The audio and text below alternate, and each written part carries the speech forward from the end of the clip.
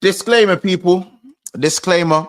What you're about to see today might be harmful to certain viewers. And there's going to be an era of honesty in the air. There's always honesty in the air with the Liverpool Therapy Show. This is said by me and me only. I cannot account for my amazing guests and what they have to say. That's all really. I just wanted to let you guys and warn you guys before we let the guests in. Make sure you subscribe to the channel. Leave a like. If you're here for hate, don't be late. You know what I'm saying? And man, I just wanted to let you guys know that. Of course, I wanted to also let you know that João Pedro is indeed all right from the Arsenal game. If you guys want to know his POV from what Saliba did to him was literally that is what Saliba. That's what João Pedro saw. That is João Pedro's POV in the Arsenal game of what happened, with the whole Saliba incident. If any of you wanted to know, we got the kind of the face cam going on. So there was that. And yeah, man, we're ready to go. I'm gonna bring in my guests. So yeah, please subscribe to Kopish. Make sure you follow Kojo as well. And I'm just gonna welcome the guys. I'm gonna welcome the guys. Brother, do that again, please. Brother, bro. When you did it, I was like, but João Pedro saw. Yeah, he didn't have that. João Pedro headed the ball. All he saw was that's all he saw, man. That's what he saw. That's literally all he saw. He just knocked the ball and he just, bro, like that's all bro saw in it. But yeah, man. Welcome back to another episode of Big Six Bants. It's the Liverpool Therapy Show. We actually have missed 3 consecutive weeks because of obviously New Year's, Christmas, all of them things there. Giovanni, I'm cool, bro. Don't you worry. I'm cool, bro. I'm all right, innit? I'm all right. I'm just trying to put you guys in the real life situation. And it's and Delict. He just felt that one. He felt that one. Delict. Yeah. He felt the shoulder bars from Nunes. That is what he felt. So now, guys, I just want to, let you in on a certain song that's been running through my head. It goes a little something like this.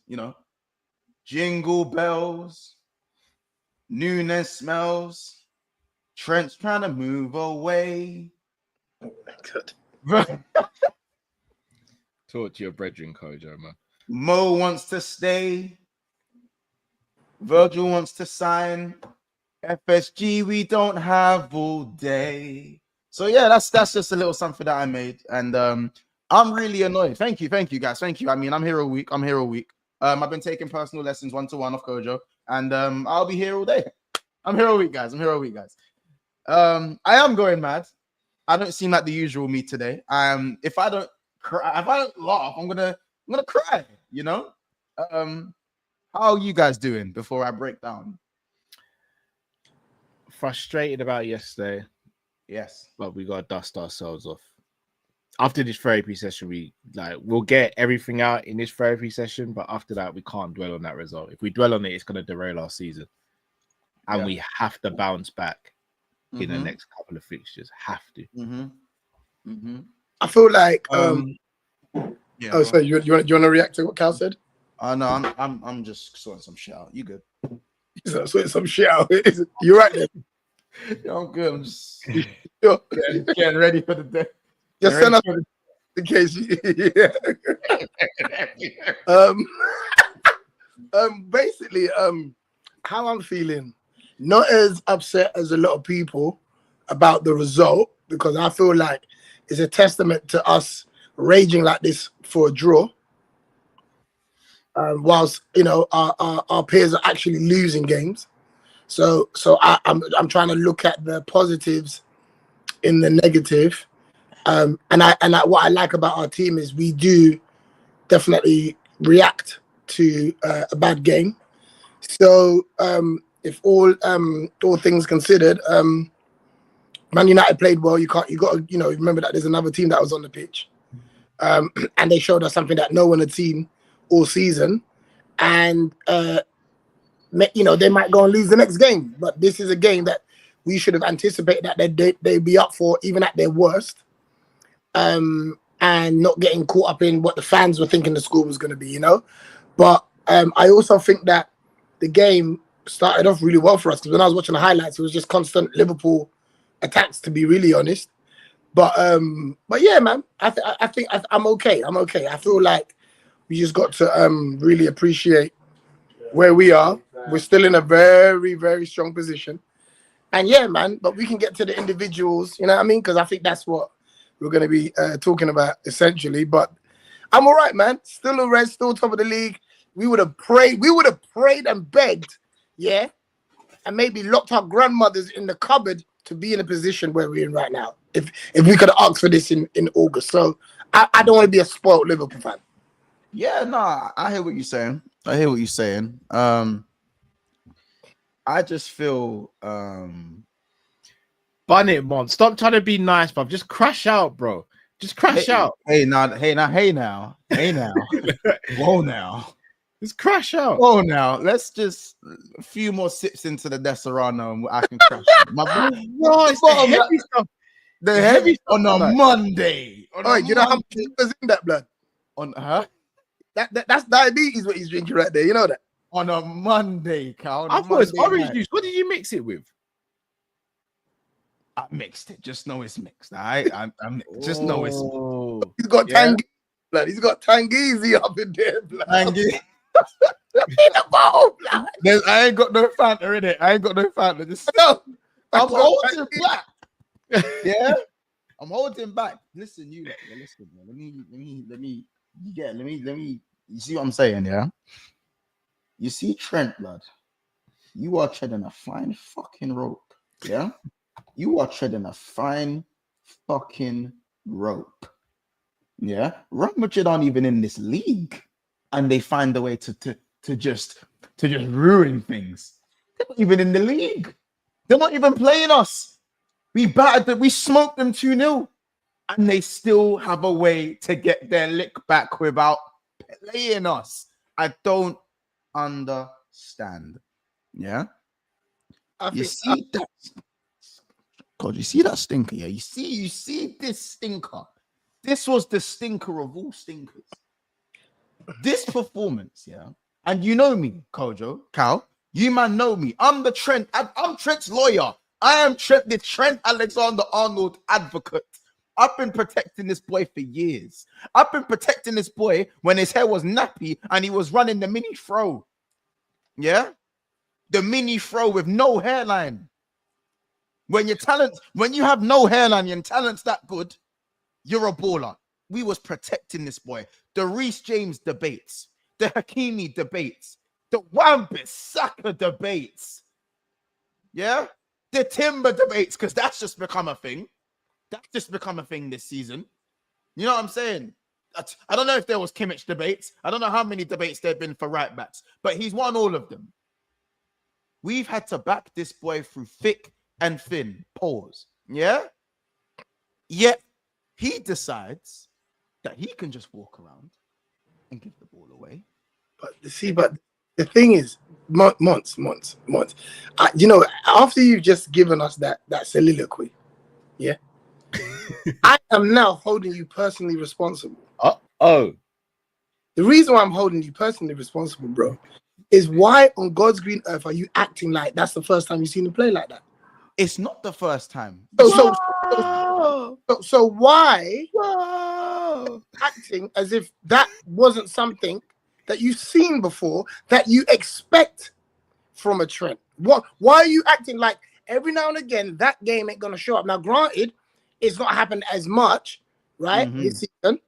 Yes. But why are you acting out of your skin as if he has done something so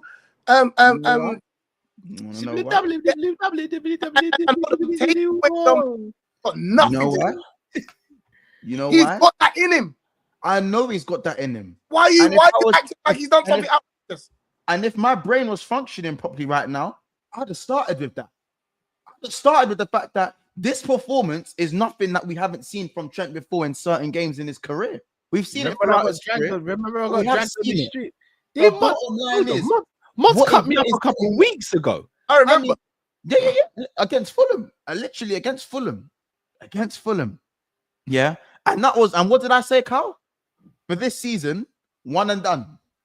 I said it with Tsimikas when Tsimikas stunk out the guy in that Milan game first 30 minutes. I said, you know what, Tsimikas, one and done. You get your one and then you're done. Yeah. Oh no, Trent had other ideas. Oh, he had other ideas. Yeah. I haven't really crashed it on Trent since his Hooters days when they employed him at Hooters with Joe Gomez with the little crop tops and the batty riders. Yeah. And man, I forgot that in 22-23. Man, I forgot about that.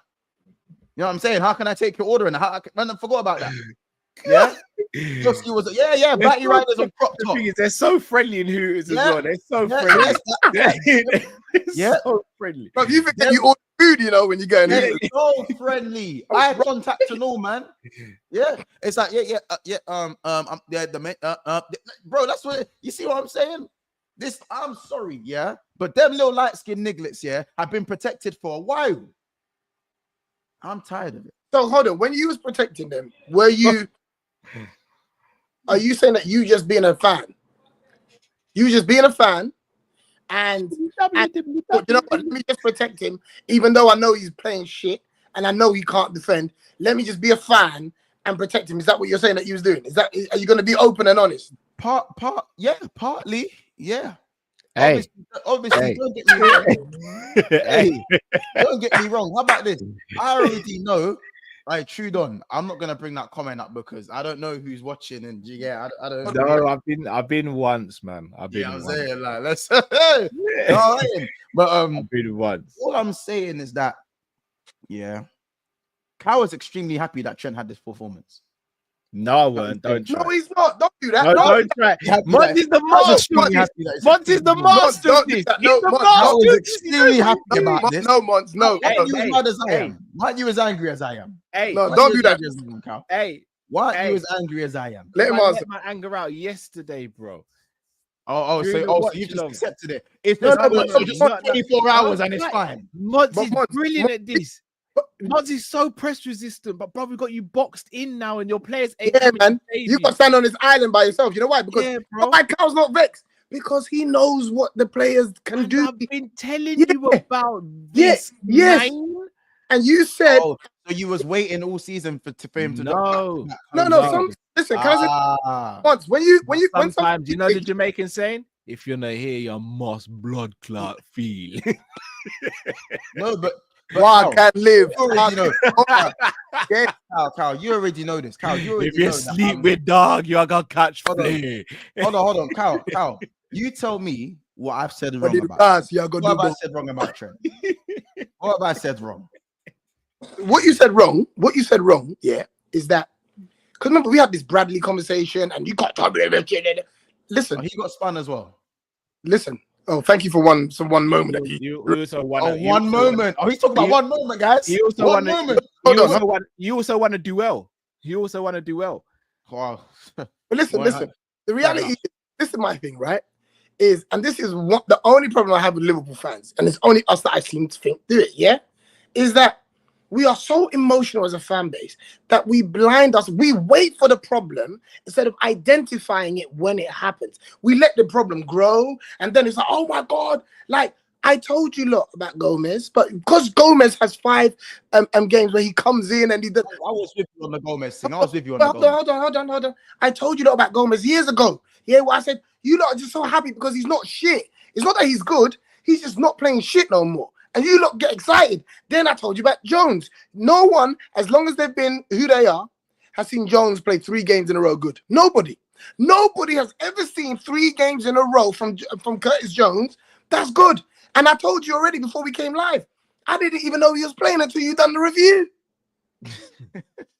I thought we was playing rush goalie. Leave Curtis alone. Yeah. So is he a good player? Yes, but you're not getting 3 games in a row because he is a hyped up squad player. If we're talking about winning titles, Curtis Jones is a hyped up squad player. Nunes, we will get into that one, yeah. Oh, we're gonna get to him. Blood. Yeah, but the reality is we love effort too much instead of ability, and that's why we found us. We love a trier. We love a trier. Liverpool fans, we don't care if you don't score. Carl, we run all day. Hey, Carl, you love a tryer, right? We love a tryer, right? No, but once, You are a stop putting this on nasty piece Cal. of work, you know. I'm saying You're to you, actually a nasty Trent, piece of work. Trent has done. Listen, Trent. I'm not gonna bully Trent because Trent has done nothing that we've not seen before. Nothing. He's not done nothing we don't see. It was before. exceptionally bad, though. It was a very bad, bro. It was- According to you, because all of no, because he's had, bro. I said this after the Fulham game. Like when remember when Matt was saying, do you think it's the Madrid thing why he's playing like this? And I said, bro, well, no, actually, this was on Coppish. I lied.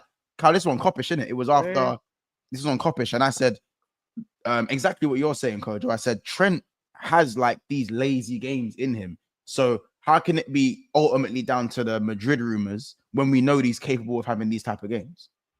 Bro, it's the lazy fan that's gonna put it to Madrid. It's the lazy fan. But where was Madrid 2 years ago? Stop that. And also, he's a Liverpudlian and he's playing Man United. He don't want to be shit. But my issue is, out of all the stuff that took place on that pitch, out of all the stuff, my only gripe is the walking back after the player beat you. Yeah, Dusty. And bro, he's done that before. The walking back as if, oh fuck it. Oh, this ain't. No, it's not even a walk. It's like a jog. It's like a walking pace jog. It's you like know what it was? It's the same run that my man done when the white girl was chasing him in New York. What's the name? The actor? I was in Creed. Jonathan Major. Yeah. Jonathan Major. Yeah. No, don't catch me. No, that kiss chase when a nice girl trying to catch me. Don't catch me. Don't catch me, but catch me. Like he couldn't have breathed where that white girl didn't catch him. Like he couldn't have run at his top speed. At his top speed and dust out. When Nines was running away from the like 100 brights. Brother, all these runs. Yeah. You know them horror movie ones where the black man dies in the first scene. we say, man, the kiss chase run. Yeah, blood. Yeah, blood. When the cute thing's trying to chase you, the cute thing chasing you. Yeah, the ugly thing chasing you. You top speed, blood. There ain't no slow mo, blood. Only thing that's this one. Yeah, blood. That's when you run low, blood. You get me? Bro. Elbows in the air, fam. But all I'm saying is that I'm telling you, as a fan base, we support too much people with good effort. We are here, we are in the business of ability. And if we are trying to be a serious club, and continue winning titles, we can't allow mediocrity to creep in. Fuck your effort. That's good for Villa. That's good for West Ham. That's good for Ipswich. Yeah. Why are we acting like this is Robbo ain't it no more? Oh, please. We know this, but we know this though. Like it's common. Can I speak on that? Can I speak on that one? Go on, Carl. Yes, we've got two fullbacks. One who's a try hard but isn't good enough anymore, and one who's more than good enough but doesn't try hard enough. Yeah. And that's the issue. Trent, this whole narrative Trent can't defend is wrong.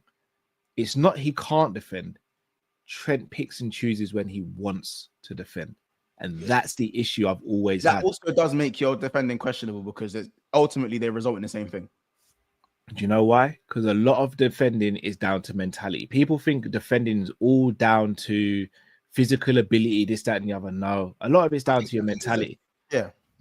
But you see when Trent gave away that ball towards the end, when he played that left-footed pass, when Virgil gave him the dad look. You know when Virgil gave him when he did it. Bro, did you see Virgil the look, brother? You see when Virgil gave him I never knew that in him. That was the wait till we go. Yeah. That might not be wait till we get home. I said it too loud. It was at the family event. It's the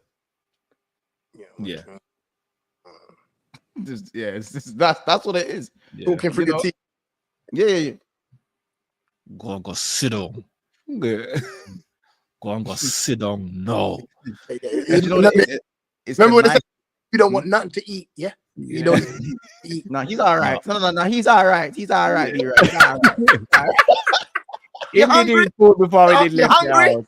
Oh no, he's all right. He's all right. Sit down. You're hungry? All right. Just staring at your mum, hoping for some hula hoops. You know, that's all you want, just some hula hoops. Him not eat no hula hoop. Him not eat no hula hoops. You don't eat none of that. No, he's fine. He's all right. He's all right. Fine. Bro, come on, man. Like for me, listen, let's not be lazy. I said I'm not hungry. Do with Real Madrid. It's just a great story. It's a great headline. It's got nothing to do with Real Madrid whatsoever. I saw Simon Jordan earlier, and Simon Jordan said, "Who plays bad trying to get a move? You don't. It's not like we've turned down a bid. It's not like we're saying no. We're holding you to ransom like Philip Coutinho. Yeah, it's not a situation where we're not letting you go. A bid hasn't come in. All this is speculation. We don't even know if he's actually going to sign a new deal or not." Right, but the reality is you just can't defend, brother. And you're talking about Ballon d'Or. And the worst part about it is, I actually want him to go to Real Madrid now because I want him to try and see if he can get away. Hold on, I want to see if he can get away with that type of defending in front of them motherfuckers. Because I can't think of one English Welsh player that Real Madrid fans adore today. McManaman. Wait. When you say they adore him, you think that they're singing songs about McManaman now? Oh no, they're not singing songs about him. I don't even know if Real Madrid have any songs. Well, I'm never saying that in a shady way. I don't even know. It's just the same song that plays when they score.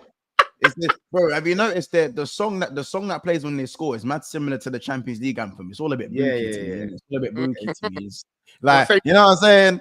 I don't know. But no, listen, if we like jokes aside, banter aside, soliloquies aside for me and whatnot.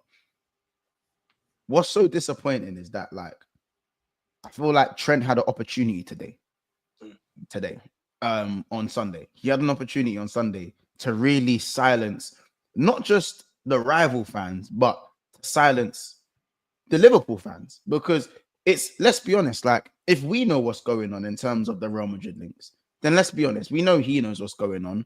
And the fact that he knows the magnitude of this game, you know, the magnitude of what's going on behind the scenes, the magnitude of, you know, Liverpool winning another Premier League, going, you know, possibly winning number 20 in the first season, the magnitude of the fact that he knows that Mo and Verge, you know, are in a similar situation to him, even though they're different ages. There's so much on the line in today's game, you know. I'm not saying it was all right to do it against Fulham, but we were able to sit here as fans and go, all right, you fucked up. You've been very good this year, one and done. We were all kind of happy to say that kind of thing. Like, you know what?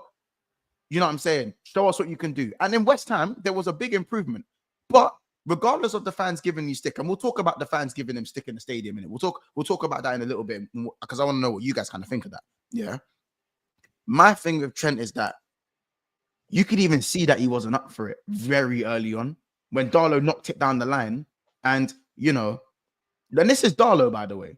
Like, if we're talking about Trent's average defending, which we know he's an average defender, bro. We know even this season, yeah, with slot system, I've seen Trent at least defender. Yeah, he's an average defender, average, as in like average defending skills. Like, I'm not gonna go out to my way to say he's poor. He's an average. No, wait. I think I said something similar to that and got cussed out by you. No, you didn't. No, that's not what I said. I've always said Trent. Like, I said he's been good this season. Defensively, that's now changed. Guys in the chat, because I beg you, go through the tapes and just double check, please. Because all right, Cal, we've spoken about Trent this season, not in general. We've spoken about Trent this season. I think Trent's been good defensively this season. Obviously, not after last game and the Fulham game, but up until then, I said he's been good this season. Matt agreed with me. You disagreed with me, and I think Koja disagreed. I can't remember if you disagreed or agreed or not. But yeah. So the bottom line is Darlow. Yeah.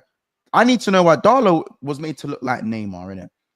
And you know, as a footballer, when you beat the defender nice and early, you kind of know what day it's going to be. I think even as fans, we knew what kind of day it was going to be. And you thought, cool, is Trent going to grow into the game or is he going to grow out of the game? And he got worse and worse and worse and worse and worse. Genuinely, to the point where he even bottled taking the free kick. That was his David Beckham moment. It was in his territory. Yeah, Salah took it. Yeah, if you actually look who was standing on the far side of the wall where he would actually aim over, it was the shortest man in the wall. It was actually Ugarte who was standing at that side of the wall. And Onana stood on the other side of the goal. No, I'm not saying that a free kick is easy for Trent to score, but if you look at the way Onana set up, if you look at the way the wall was set up, he made that very easy for Trent or for anyone to kind of put that over the wall from that angle. He bottled that. He bottled that moment taking that free kick. Absolutely bottled it. I feel like, and I think I've heard Cal say this like on the Coppish, yeah. But I think he's arrogant, bro. Yeah, but that's true. That's fact. Of course, that's facts though. That's not crazy. Yeah, but because I'm telling you, had he scored in that Man United game, he would have had the audacity to do this again, even though you play shit. You reckon? Like on the shameless thing. This is what I'm saying. Crazy if you arrogance. That's why I said arrogance. Yeah, it's like just because you score a goal don't mean that you played well, bro. Like I believe he would have done this again.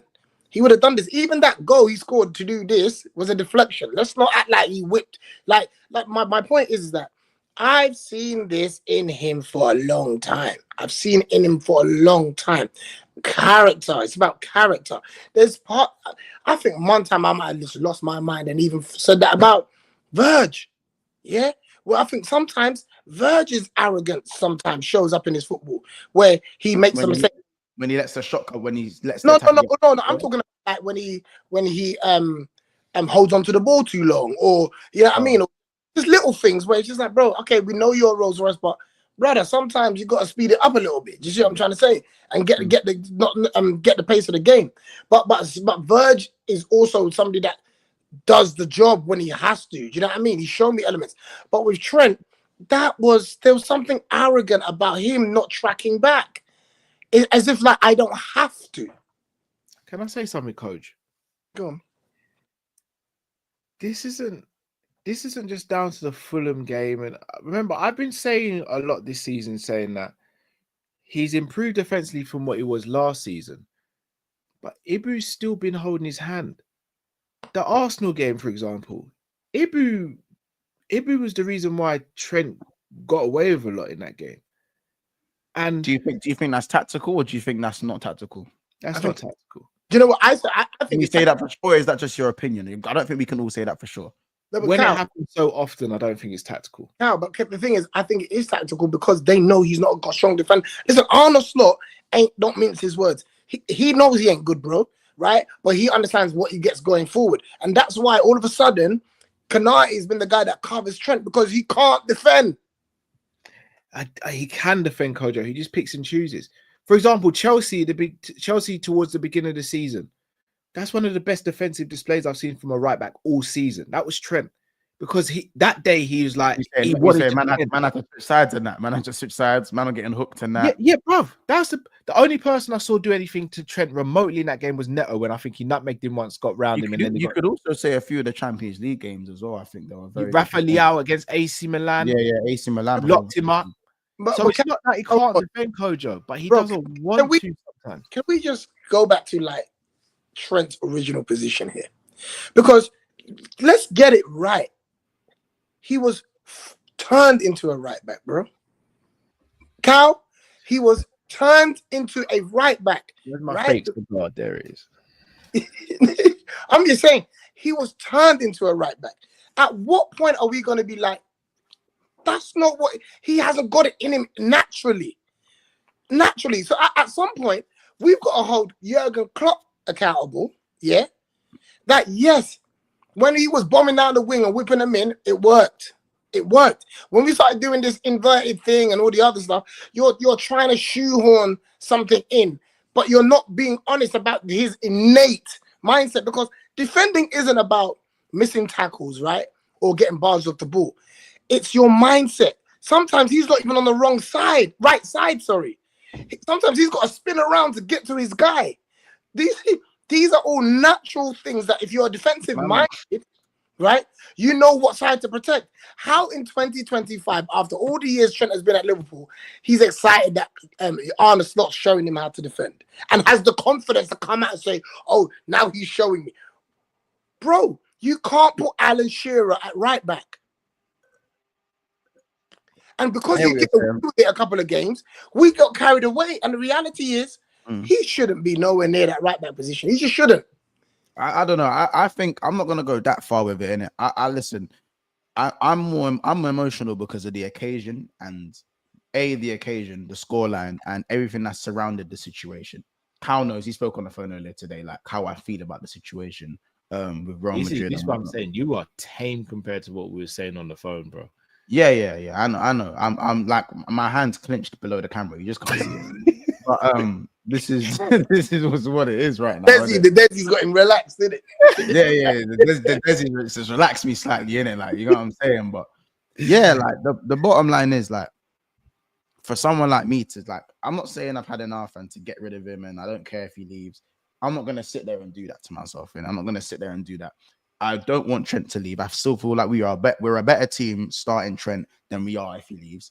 The bottom line is that I genuinely think the occasion and everything around for the first time, because I think Trent does he's so arrogant, yes, but he has a very strong mentality. Not a lot of things faze Trent. Even when he plays shit, he's not fazed by it because he has that.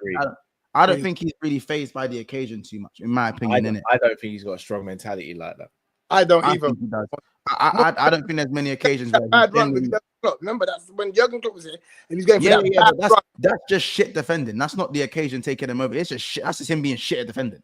Like, shall I tell you why he's not mentally strong? Because you saw him yesterday. He gave up.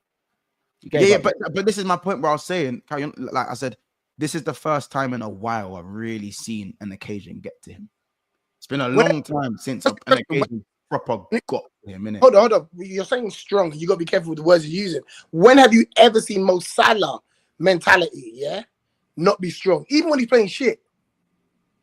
Mo Salah is different. Mo Salah is different. No, but then don't call strength strong then. It's not strong. No, but there's different like ways, like there's different types of like strong. There's different parts. You see what I'm saying? In my opinion, 100% there's different parts. Point at one game since Trent's been playing at Liverpool where things are bad, right? And he showed you where his mentality was strong. Give me one game. Barcelona, 4-0 second leg. Brilliant that game. No. You're talking about performance, bro. That's got nothing to do with mentality. It's easy to have a great mentality when you're winning. I'm talking about. We weren't winning though. We weren't winning. No, but we're talking about during the game, Moss. Let's say we go. That game 4-0. He was winning. He was winning that game. Yeah. So again, so he was playing bad, and what do you mean? As in, hold on. I'm saying to you, like that Barcelona game isn't a good example because we was winning that game. We weren't winning the leg, but we was winning that game, right? I'm saying to you, when push comes to shove, it's not going well, right? When have you seen Trent? And if anyone else can say it in the comments or whatever, Fulham 4-3 last season. Fulham 4-3 last season. He scored 2 goals that game, but yeah, the own goal. One was an own goal. But you're talking about the winner. Yeah. What's that got to do with his mentality? I don't get it. I don't think he was having a bad literally said, you said things weren't going well, and he stood up and he showed mentality. I would say the Newcastle game away last season, he did that when we went down to 10 men. What happened in that game that you saw mentality? We went down to 10 men and I think it was Joe Gomez and Kwanzaa at centre back because Virgil got sent off and he stood up and was counting that game because he was on a yellow card. He gave away the first goal, admittedly. I think I remember. He gave the first goal. He did, but after that, he was excellent. Like, he stood up and was counted. Shall I tell you the issue I've got why I can't say he's strong mentally like that once?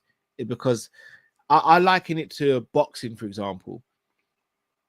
You see when a man quits on himself or quits on the stool, you can maybe put up with it once. But if I've seen it happen more than once, then I can't say that man's mentally strong. I'll say that guy is a fantastic boxer when things are going well. What about Newcastle this season when you come off the bench? No, he was excellent when he came off the bench against Newcastle. So you're saying it's only happened once, happened more than once. No, but hold on.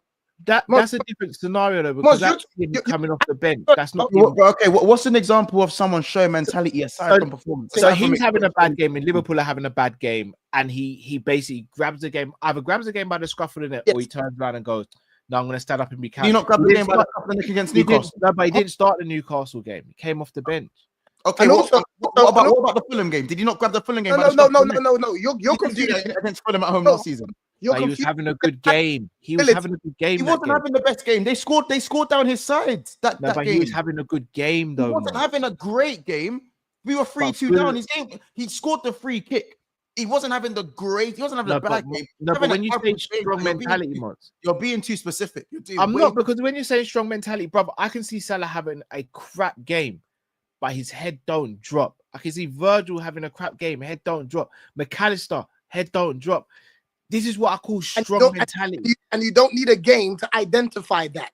Yeah, that's the point we're making, Mons. You don't need a specific game to go, oh, that's when he showed it, because that's not strong mentality. But that's what you asked me. You asked me for I know. Even though I'm not convinced by any of the answers that you gave me, I'm saying to you that when this is what we start doing, this is the emotional side of us. When we start saying, oh, Joe Gomez is not shit no more, instead of saying, oh, Joe Gomez is back. No, Joe Gomez ain't shit no more. Ain't a good thing, bro. No, he's just average. Joe Gomez is an average centre back. So what we're saying about Trent's mentality is that even if you have to point to a specific game, that's the problem. You can't point to a game where For me, I disagree with you on the mentality thing. I think Trent has dealt with enough shit, bro. Like enough, like again, the comparisons, the allegations he's had to beat year in, year out, breaking his own records and doing what he does, becoming the system. I think he's had to do a lot, bro. I disagree. Personally, we can agree to disagree, but I disagree. Like some of the stuff he's had to do. And the influence he's had on games when we're not playing well, because let's be honest, last season we barely started any games well last season. We mostly won every game 3-1 because you conceded the first goal. And yes, some of them would come down Trent's side. So for me, there's many a game that we could talk about last season. Not just so much where maybe Trent gets a direct GA, but it could be a key pass. It could be, where we're looking down and out and he's the X factor. If we're saying Trent doesn't have that, and we're saying in a way that Trent doesn't have X factor, bro, and he does have X factor because he's won us many days when we're not playing well. I think you're slightly missing the point, and you can't say when the chips. You can't. None of them in the chat can't tell me when the chips are down. Trent disappears. He's won us too many games for that. When the chips have been down, what are we talking about? I think you're missing the point, Mons. You've literally given me an example of what you would say. I asked you what is the meaning. You told me when the chips are down. You man said that. I didn't say that. I said what's an example of mentality. You gave me an example, and I've spoken on the example. So you now can't say I'm misunderstanding what you're saying. Mons, can we agree that Trent down tools defensively? Yeah, in the last 2 games, and yeah, he has a lazy side to defending. Yes. So is that not a mentality thing? If he has a lazy side, yes, it is a mentality thing. But you've now moved that somewhere else. What I literally just said, you gave me examples. I gave you examples, and now you're just moving to something else. No, because you're giving me examples of games where he's done something in a game because he's already been playing well, or no, I haven't, bro. You said when we've been playing poorly and we've had to show adversity to get back to where we need to be. Liverpool are literally the comeback kings. We do that all the time, and a lot of the time, I look at games like the Everton game last year away from home, for example, where man's standing like that because he doesn't want to get got for a header and all that. Yeah, of course. That's not strong mentality, bro. Now you're talking about an example of a game where he showed it was poor defending. But you just told me when there is an example and it's going the other way, it doesn't count. Mons, that's not bad defending. Mons, if me and you are standing next to each other and the ball's in the air, and instead of me jumping for the ball and I miss it, I do this, bro. I'm shying, but that's not bad defending. That's mentality saying I'm not up for this fight. I'm not going to try here. That's poor, bro. That's poor mentality you're showing. It's poor. Okay, bro. I think what you're doing is you're highlighting moments of poor mentality, and I'll admit and say, yeah, I'm highlighting. But the examples I'm giving you, you're literally sitting there and dismissing it. I don't agree. No, because it's different. I'm not. But I could never. No, it is because I can never sit here and say Trent's not a match winner or hasn't been a match winner. But I'm sitting there saying, give Trent the back. Nah, you gave me an example, bro. You gave me. This is what I think examples of him shying away, bro. Yeah, and I gave you examples, and I gave you examples of him stepping up. Can I say? One's got one mentality and the other one isn't. Yes, because one's to do with ability, the other one's to do with mentality, bro.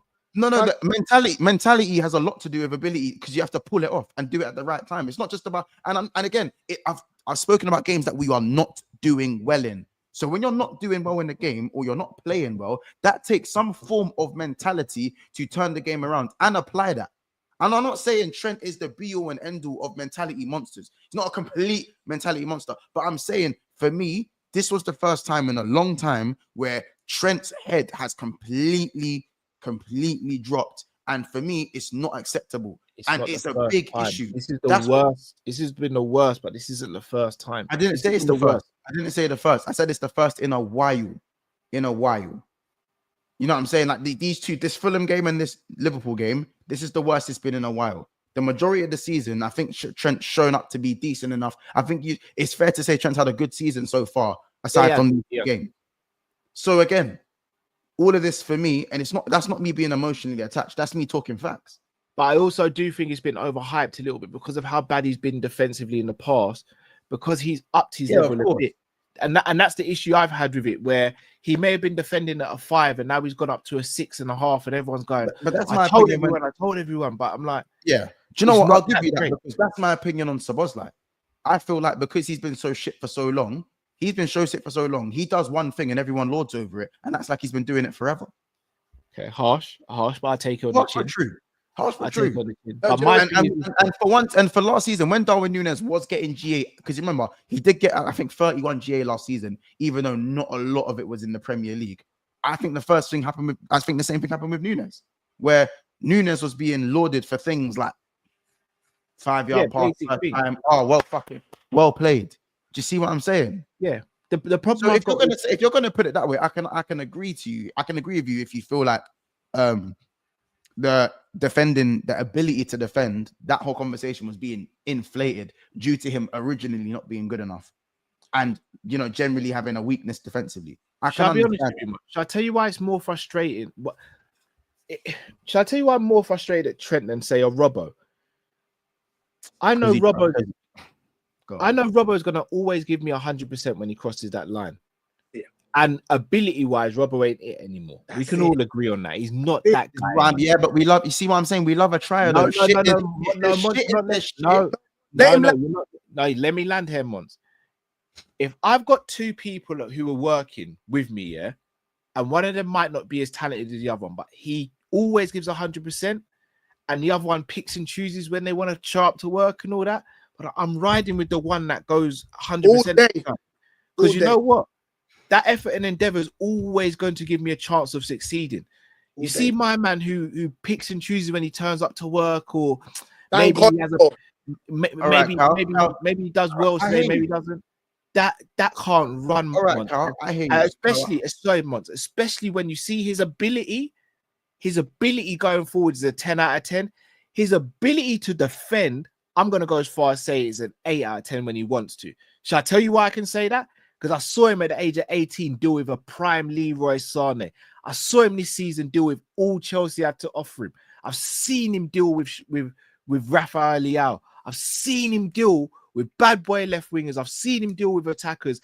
All fine. Why? Because that day he said, yeah, I want to defend today and I want to deal with man and show man I'm about it. But you said Trent can't defend though. Hold on. I've never said. No, not you, Cal. Not you, Cal. I said Kojo said it. I didn't say you said that. Hold on. I'm saying that he can't defend. Oh, sorry, I've frozen earlier. I've frozen. Yeah. Generally speaking, I'm saying if I'm picking a defender, bro, I ain't picking him. Yeah. But Cal is right when he says he picks and chooses, bro, and that's why that's. I didn't disagree with that. I didn't disagree with that. No, because we're rounding up the point that we're making that you felt like the questions we was asking, you was answering them, which is fair, right? But I think now he's got the crux of what we was trying to say, which is Robbo, we can see declining. But what I will never ever say about Robbo is question his mentality, bro. Now it's just father time, it's just injuries, maybe. It's something's happened to him where he no longer can do what his mind is trying to tell him to do. That I can fucking respect that. But Trent, bro, it's an attitude problem. It's a mentality problem. If you feel like sometimes I can step up and sometimes I can't, because as Cal said, we've seen you do it. Now, bro, I've never, as much as we've called Robbo shit this season, I've never seen him walk back when he's been done. Never. Yeah, facts. Never. I would never let anybody question Robbo's intent. Okay. Never. And even you, Mont, you can't pick one game where you see a man was lazy. He just weren't good enough. I've never would I've ever questioned Robbo's intent. Right. So, If you had a chance to keep one and so on, which one are you keeping? No, but hold on, that's another question. No, because Kyle said that if you had two workers, one with bags of ability and one that's not as good and he tries every day. Kyle, Yes. are you selling Robbo? Or you keeping Trent? You know what? I'm going to tell you.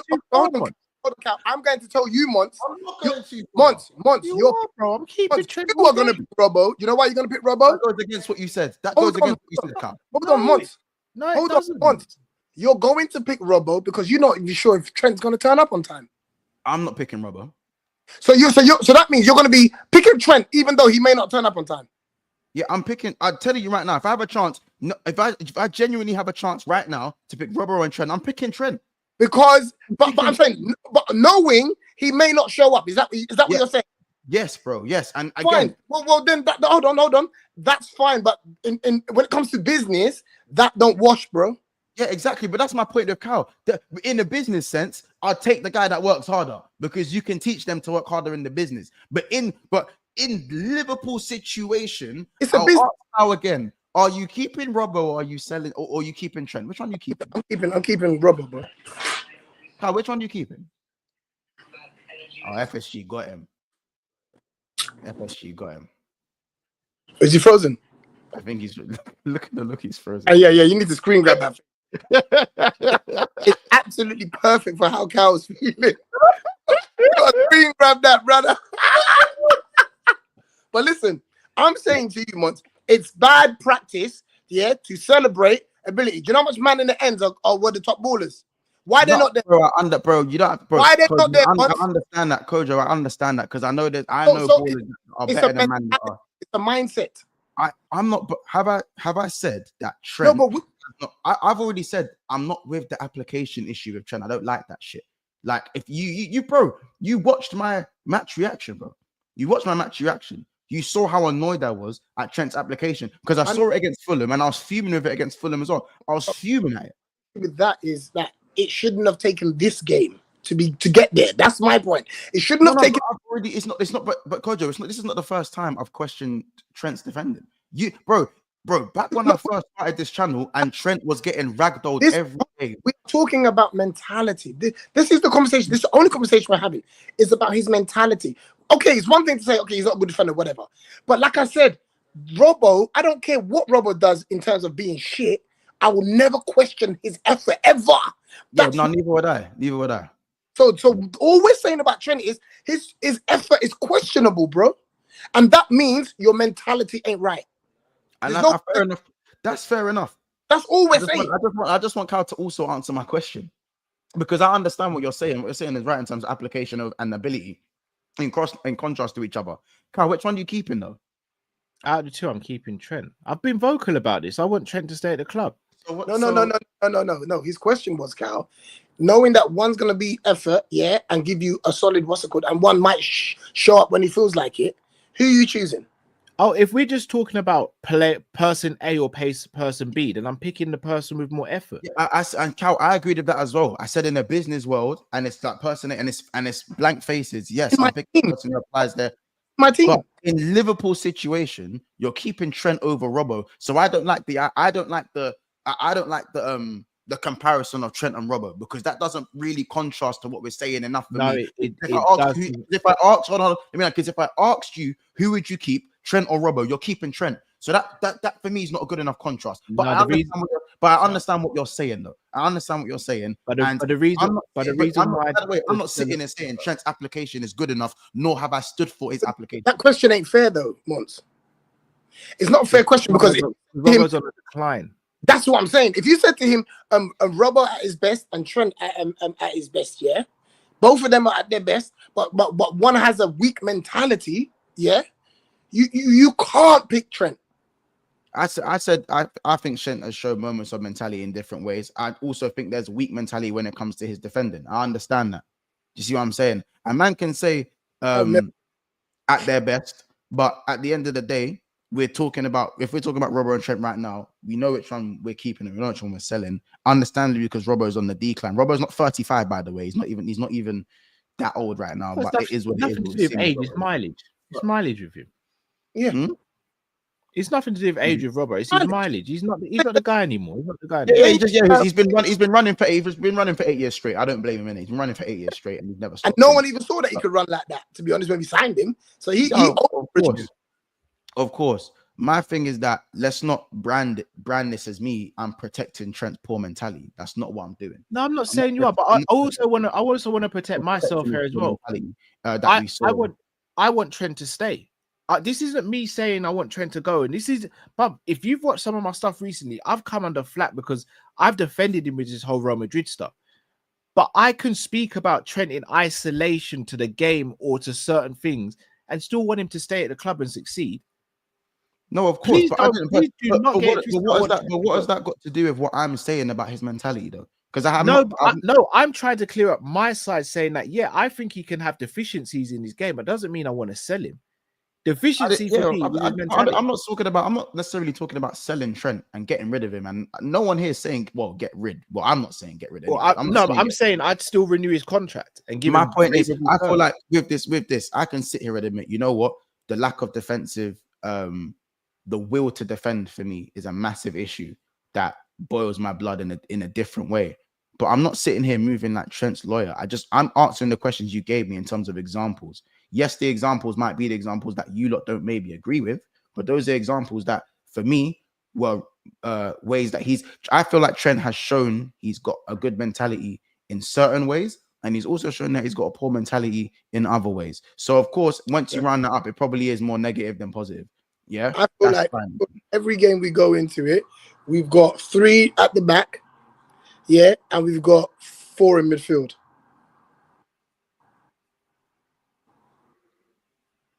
You understand? Sometimes that's tactics, sometimes that's him. Yeah, I'm talking about tactics. I'm saying we're vulnerable because of him, and we're beneficial because of him. Yeah, it's yin and yang thing. So if we're trying to win titles, bro, you can't have that at the back. You can't. It's not something that you should be tolerating, because we're tolerating it because you know what? We might just have to go and get a good midfielder then. But we cannot try and win no league by having a shit defense or having a weakness that everybody exploits all the time. Because this season, let's not flip the narrative. Trent's been good this season, or better this season, and you can see that, like, genuinely throughout his game. Who's been better defensively this season? Our weakness has been Robbo. Has been our defensive weakness. Robbo's been our main weakness this season. Robbo has been come on, do you know what I'm saying? Like, Slot has improved Trent. Slot has improved Trent defensively. Can I ask you a question? That's fair to say. Is that fair to say? Is that fair to say? No, I agree with you, but I'll also say... So, Kojo, you don't agree with me and Carl? You don't agree with that? I'm saying, that I'll also say he's not fit anymore. That's what I'm going to say. He's not shit anymore. That's what I'm going to say about his... I'm not going to say he's good. Yeah. I said he's improved. I said Slot has improved Trent defensively. That's hard to say. That's hard for me to say. You know what it's hard to say that, because is it a mentality thing where he's like, Slot ain't having his bullshit, so he's had to step up, right? Or because I want to kind of move on to Slot as well, bro, because he's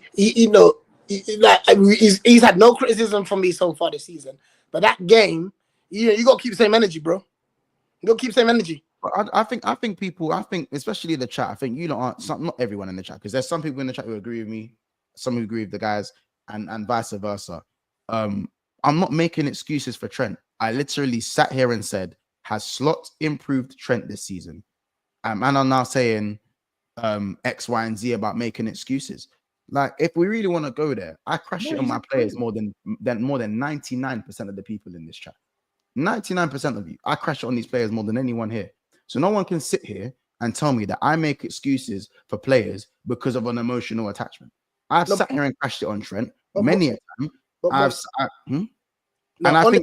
think Trent should have come off at halftime. Yeah, but he should have been hooked. I think, I mean, I would never throw that your way. Do you know what I mean? I wouldn't have hooked him at halftime, so I can't even put that on. I wouldn't have hooked him at halftime, but 50 minutes, bro, it should have been coming off. And the reality is, you got to keep the same energy. And I've seen it's shown a element of weakness in me, or maybe a little bit of too much compassion, which for me makes us soft. If your manager shows too much compassion, that means softness is creeping into a mentality, because there's no way that Trent should have been seen 60 minutes. No, I agree. I said for me, it should have been at half time. When you got Bradley back, yeah, you bring him on. You bring him on because he's going to wake up and they're going to have to find something else, because it was a glaring weakness, bro. And I'm saying it showed a little bit of complacency in Slot's mentality. Yeah, bro, that's what I'm saying. He kept, I think for me, the two Scouse lads, Jones and Trent, should have been off that pitch at halftime for Endo and Bradley. That should have been the change. And I say Endo, maybe some people would have said maybe a Jota and gone and added another attacker to go get the goal, which I understand. I think the Jota substitution did work. For me, Endo for Jones, Bradley for Trent would have been the halftime substitution. You would have put Mac in the 10, or would you just have? Would you put Mac in the 10, or would you just had 3 in the middle? I would have 3 in the middle because I still feel like we was vulnerable. Yeah. Because it wasn't, and I hate to say this in it because he's my favorite player, but the bottom line is Grav was excellent on the ball. I think Grav and Mac were brilliant. Yeah, well, I think they're great. I think they were good. However, cracking back in that right hand side, Grav was a little bit lazy for me when I actually went and watched parts of the games back, and I had to kind of go, right, cool. Grav was a little bit lazy in defending that right side as well as the 6. I feel like he didn't make enough interceptions like he usually does when he reads the game as well as he does. I think McAllister was a lot more robust in winning the ball back, which is why I didn't really think there was many faults in his game. That's me being 100% objective, isn't it? I'm hearing about Ugarte, yeah, but for me, the best player on the pitch was Mac McAllister. I don't know what he was, but Ugarte had a great game. And now you lot are telling me Grav is tired. I'm the one who makes excuses. Hold on. I don't know. I the comments today, but basically, me, the best player on that whole pitch was McAllister. Now, we was on the losing team. Oh, no. We was on the team that gave away the win or whatever. Fine, they gave it to Ugarte. I'm not arguing. But McAllister, there was no one better. Bruno got it, bro. Bruno got man of the match. Yeah, Bruno got man of the match. But I think all 4 midfielders were brilliant. I think Ugarte and Bruno were good, and so were Mac and Grav. Grav had more to worry about because we had no number 10. Yeah, so when we're saying that he was lackadaisical in his defending, he had way more coming at him because the number 10 was not even on the pitch, bro. Wasn't even on the pitch, and then you got a man that's struggling. So for me, given that context, I think Grav had a good game, and I think McAllister for me was the. I think as a 6, Grav needed to do more. Fair enough, but I thought McAllister was an animal in that game. He was. That's why. But I literally said that. I said Grav because I know what Grav can do when he's winning that ball back and sustaining the attacks in it. Now, if people want to put that down to tiredness, listen, you lot do you. And as I said, protection brigade, listen, you don't want to do you. I'm not putting it down to tiredness. I'm putting it down to positioning. And again, if you're too tired and you're fatigued, then you shouldn't be playing. You shouldn't be playing. I understand there's no cover and Slot prefers to play Grav there anyways. But the bottom line is Konate and Grav obviously had kind of the job of defending that right side. A man can talk about how shame he's knackered. He's played every game. Robbo's played damn near every game when he's been fit. A lot of men have played every game, bro. A lot of men have played every game and done a lot of running. You know what I'm saying? When Sobo was being run into the ground, I understand. But what we're not gonna do, as I said, I prop Grav every game, and I think on the ball he was excellent. But there, again, you lot can say what you want to say about my opinion, but Arnie Slot called it out as well. So is he a bozo as well? No one's calling you a bozo, Mons. Not a bozo, but do you get it? Is Arnie Slot wrong as well? No, let me know. No. Look, here's my thing with the midfield. It's the same as the defense. We are now built as a structure. We do not do the whole solely relying on individuals or individuals bail us out in different parts of the pitch. And we're much more of a functional team now. And that's got its pros because we're top of the league and we look like we are better organized as an overall team. But where it has its negatives and drawbacks is if you have a machine, bro, and one cog in that machine doesn't work, the whole machine's gone. Yesterday, we had 2 cogs that weren't working. So you see when the defensive cog in Trent isn't working, that means Ibu's now got to do 2 jobs, Virgil's got to do 2 jobs, and Robbo's got to do 2 jobs. So their current job that they're doing, they've got to split time between. And then when you go to the midfield and one of the cogs in Curtis Jones isn't working, McAllister and Gravenberch now have 2 jobs on their hands. So I get what you're saying, Mons. There were times Not where what I'm Grav could saying, have been what the manager's saying. Not what I'm saying, no, what the manager's saying. well, whether it's you or the manager, Grav could have had it more was bite. the manager. The manager No, said that's fair. Well, I agree. Grav could have had a bit more bite in some of the challenges. He could have got to more something bite, not a bit quicker. more. He should have had more bite. Like, yeah, no, I'm fair. not gonna again. I'm not gonna. But you have to look at why is he having to do more than he's the 6. He's the 6, and that's a tactical thing in the system that you have to do because that's what he's done well all season. Again, but Jones is the 10, but Jones also is meant to get back in there and help as well. Yeah, and rightfully so. Number 10. And rightfully so. What was Jones was labeled as what this game? As a 10. Not good enough. Not good enough. Yeah. Not good. No, I'm saying it wasn't good enough. No, I'm not saying that. If Trent was a 1 out of 10, Jones was a 2 out of 10. They were both. Yeah. I'm not saying that Gravenberch was bad, and this is what I mean. Like, man, everyone is so. I never said you thought he was bad. No, I'm saying everyone. I'm saying in general, everyone is so quick to talk about. Oh, you're defending Trent when I clearly said what he's doing is not good enough. But the second I say Grav played well, but I feel like in covering certain areas, not just Trent's area, it also happened on Robbo's side as well. In covering certain areas, he was a little bit slower than he usually is in certain instances. Not in every instance, but in certain instances. And all of a sudden, everyone, oh my God. When half of you, man, didn't even rate him last season anyway. Oh my God. So for me, it's kind of, and this is not to you, Kojo, and that's not to you, Cal, but it's literally have some decorum. And if you think I'm wrong for saying that, that's cool. But the manager said it, so call out the manager too. That's all I'm saying. Whether I want to agree with that or not. Ultimately, I still think we'll win the league. But the 2 things that will stop us winning the league is not getting someone who can come in and help Gravenberch in that midfield, and if players start down tooling / or start folding under pressure. You have to remember as well, there is an agenda from the media who really have nothing else to talk about apart from 3 players that haven't signed contracts. Think, what else have they talked about? What else have they spoken about negatively about Liverpool this season? It's constantly about these 3 contracts. If you go on TalkSport, bro, you will see the same video on different days and different outfits. That's all they're talking about is the contract negotiations and what's going on. Part of that, and you know, Simon Jordan said something today. Well, I agree. Why in the God's green earth do we think our club are that dumb where we've left it this late? Why is there no sort of respect for our own club where we say maybe they did offer? When are they going to tell us that, oh, we've offered them contracts? They've said no. The players wouldn't have that. I don't believe in God's green earth that we, Liverpool Football Club, somebody that can identify a good manager, somebody that doesn't have to spend 750 million and be battling for Champions League. This is the same club. All of a sudden, we know we got 3 quality players and we just not going to offer them contracts. Yeah, like, how we run as a club, Kojo. But hold on. At some point, it's ridiculous. Because when we find out 3 years later that, oh, they did, but they turned them down, then what are we going to say? Well, you'd have to ask, what were the terms offered and why were they turned down? Whatever it is, this is the most that they thought they could do. It's business. Yeah, we're not business. We're so passionate as fans that we just lose business because it ain't our money.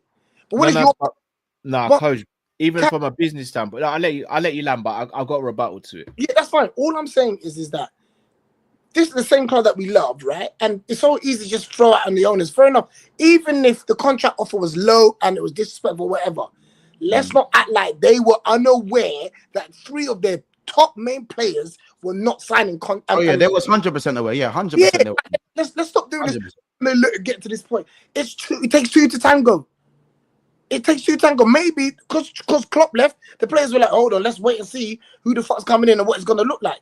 That's on the players as well. I'm just tired of hearing the same conversation.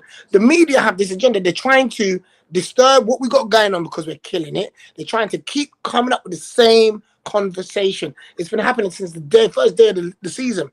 Yeah. And why the contracts ain't signed, I'm not putting that only on the club. I'm not doing that. That's all I'm saying. So wait. This is where I agree. I disagree with that, coach. You've got Virgil and Salah who have both come out publicly and said they are far away from signing new contracts. Progress is far away. If progress was close or they were close to signing contracts, they would have no reason to say those things. That's the first thing. I agree in terms of them being offered contracts. The issue I have is it should never have been allowed to go into the last year of the contract. Now, that's not Richard Hughes and Michael Edwards' fault. That's the previous regime. Because to this day, Klopp shouldn't have been allowed to bring his brethren in to be the director of football or sporting director, whatever he was. Let's just call it what it is. The moment Virgil and Trent were made captain and vice captain, when Henderson, Fabinho, and all them lot left, them two should have got new deals. I was good with Salah not getting a new deal last summer. Them two should have got a new deal. Because if them two got a deal last summer, then all we're having to focus on now is Salah. But the fact that we've let all three of them get to this point is crazy. Man United versus Liverpool at Old Trafford, which ended Liverpool 3, Man United 0, was back in September, I believe. After that game, Mo Salah was asked about the contract situation and said, I want to stay at Liverpool Football Club. This is the club for me. Virgil van Dijk has come out and said, I want to stay at the club. This club's for me. Trent is the only one who's not said anything, and Trent is getting dragged for it. Trent has not once said he wants to leave Football Club. Hold on. Not once has he said he wants to leave the club. Say again? No, Trent said, I don't want my contract negotiations to be out in public. Oh, so right then. But that to me says, I just don't want it to be public. But he's been the one getting dragged for it. So, Coach, hold on. Let me get to the crux of it. The Spanish media are making up stories and we're biting on it. But I've seen James Pearson Lynch come out today saying that Trent's never informed anyone at the club he wants to leave and talks are still ongoing and he wants to stay. But that's being ignored by two people who have got close connections to the club because a couple of journalists in Spain are starting to put stories out. Then I'm hearing, oh, you know what? Yeah, Trent must have been saying stuff to Real Madrid because they put in a bid for him. So he must have given an indication. Not remembering that we bid for Caicedo, having never spoken to the player or the agent. So, you know, teams can look at a situation and go, oh, you know, Trent still hasn't agreed a new deal. We want him. Let's test Liverpool's resolve and see if they'll budge here because they don't want to lose a commodity like Trent on a free. Let's drop 20 and see if they bite. Obviously, we said no. So all of a sudden now Trent's the bad guy. Don't we find it concerning that Virgil and Salah have both come out publicly several times saying they want to stay, but they still haven't signed new contracts? We can't sit here and go, we're struggling for money because Matip and Thiago left last summer. Matip was on 100 and something thousand and Thiago was on 200,000. You could have literally taken their salaries and added it on to what Salah, Virgil and Trent wanted. And you wouldn't even be at a loss now. However, we didn't do that. So where's that money for a start? Second of all, where's the Caicedo money? If you go into negotiation at any level of business, that bitch. If you have less negotiation power, if you have less negotiation power, you're going to get bent over a barrel. I use this example, and I've used this a few times. If the missus says, "Cal, we need some milk, we need some oats milk for the kids," and I go, "All right, babe, I'll sort that out later," and then I get to Tesco and Tesco's shut. Oats milk's £1.50 in there. If I then go to the petrol station and I see oats milk for £2.50, I can't go to the man at the till and go, "Can I get this for £1.50? Tesco do it for £1.50. He'd go, "No, it's £2.50 here." Yeah, but Tesco do it £1.50. He'll say you should have gone to Tesco then. I've got to then buy that milk for £2.50. Not because I want to, but because I didn't address the situation in a time that would allow me to spend less money. Liverpool Football Club have allowed these contracts to run down. Therefore, you're not in a position of power. So you're either going to let these players go for free and bite the bullet, or you're going to have to give them what they want. But if we let them go for free, from a business standpoint, it's stupid as well.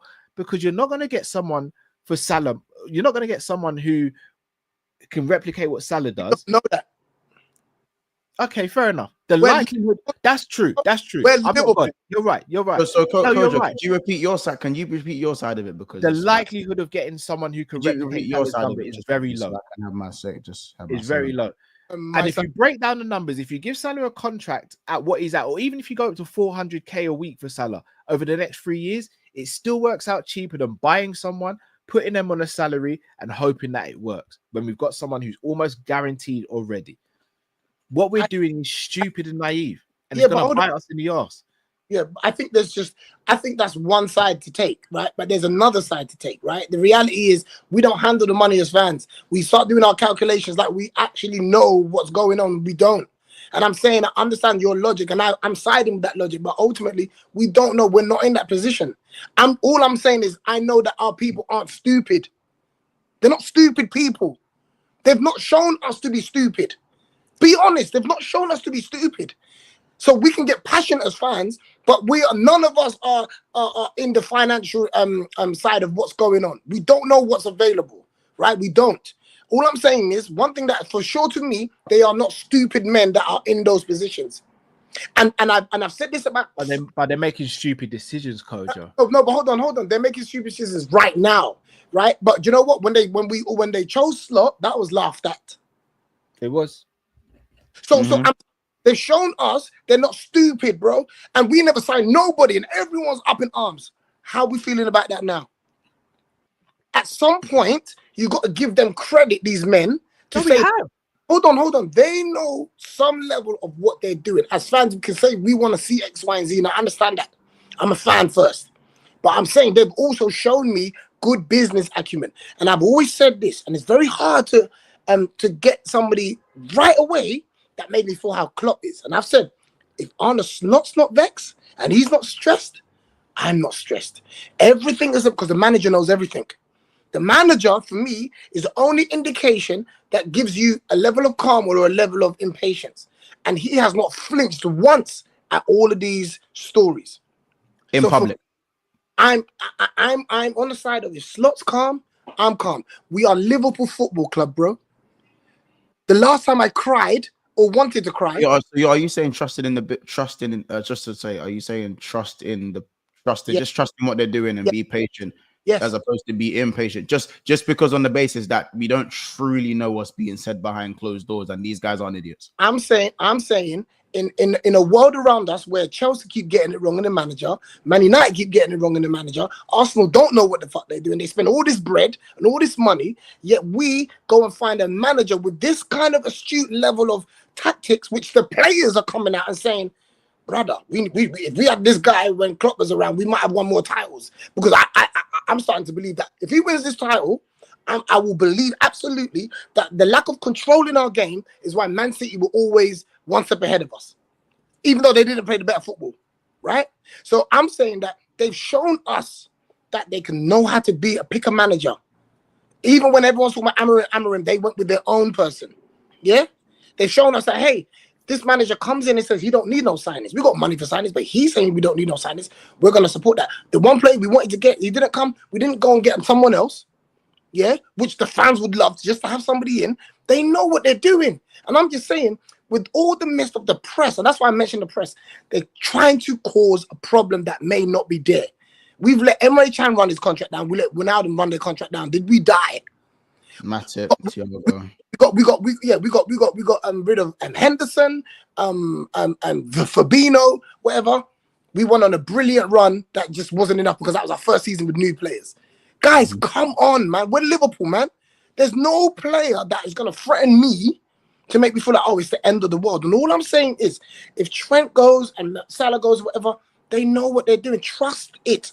Just trust it. Because when Trent's doing this, he might be saying, everyone's talking about me.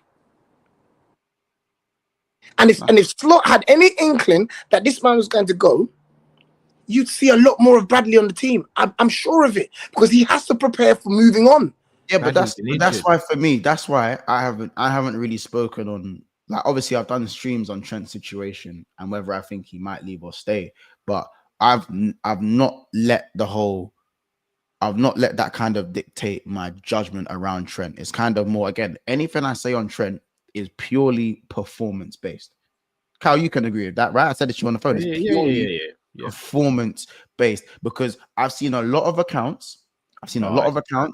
What I've seen on Twitter about Trent, and I'm not talking from rivals, because rivals are gonna lap it up in it. Rivals are always gonna lap it up. I'm talking about our community, our family, the way the big Liverpool accounts, and I'm not going to name them, but you know, the big Liverpool accounts, the way that I'm seeing Gerard Comps 24s, I'm seeing Judas tweets.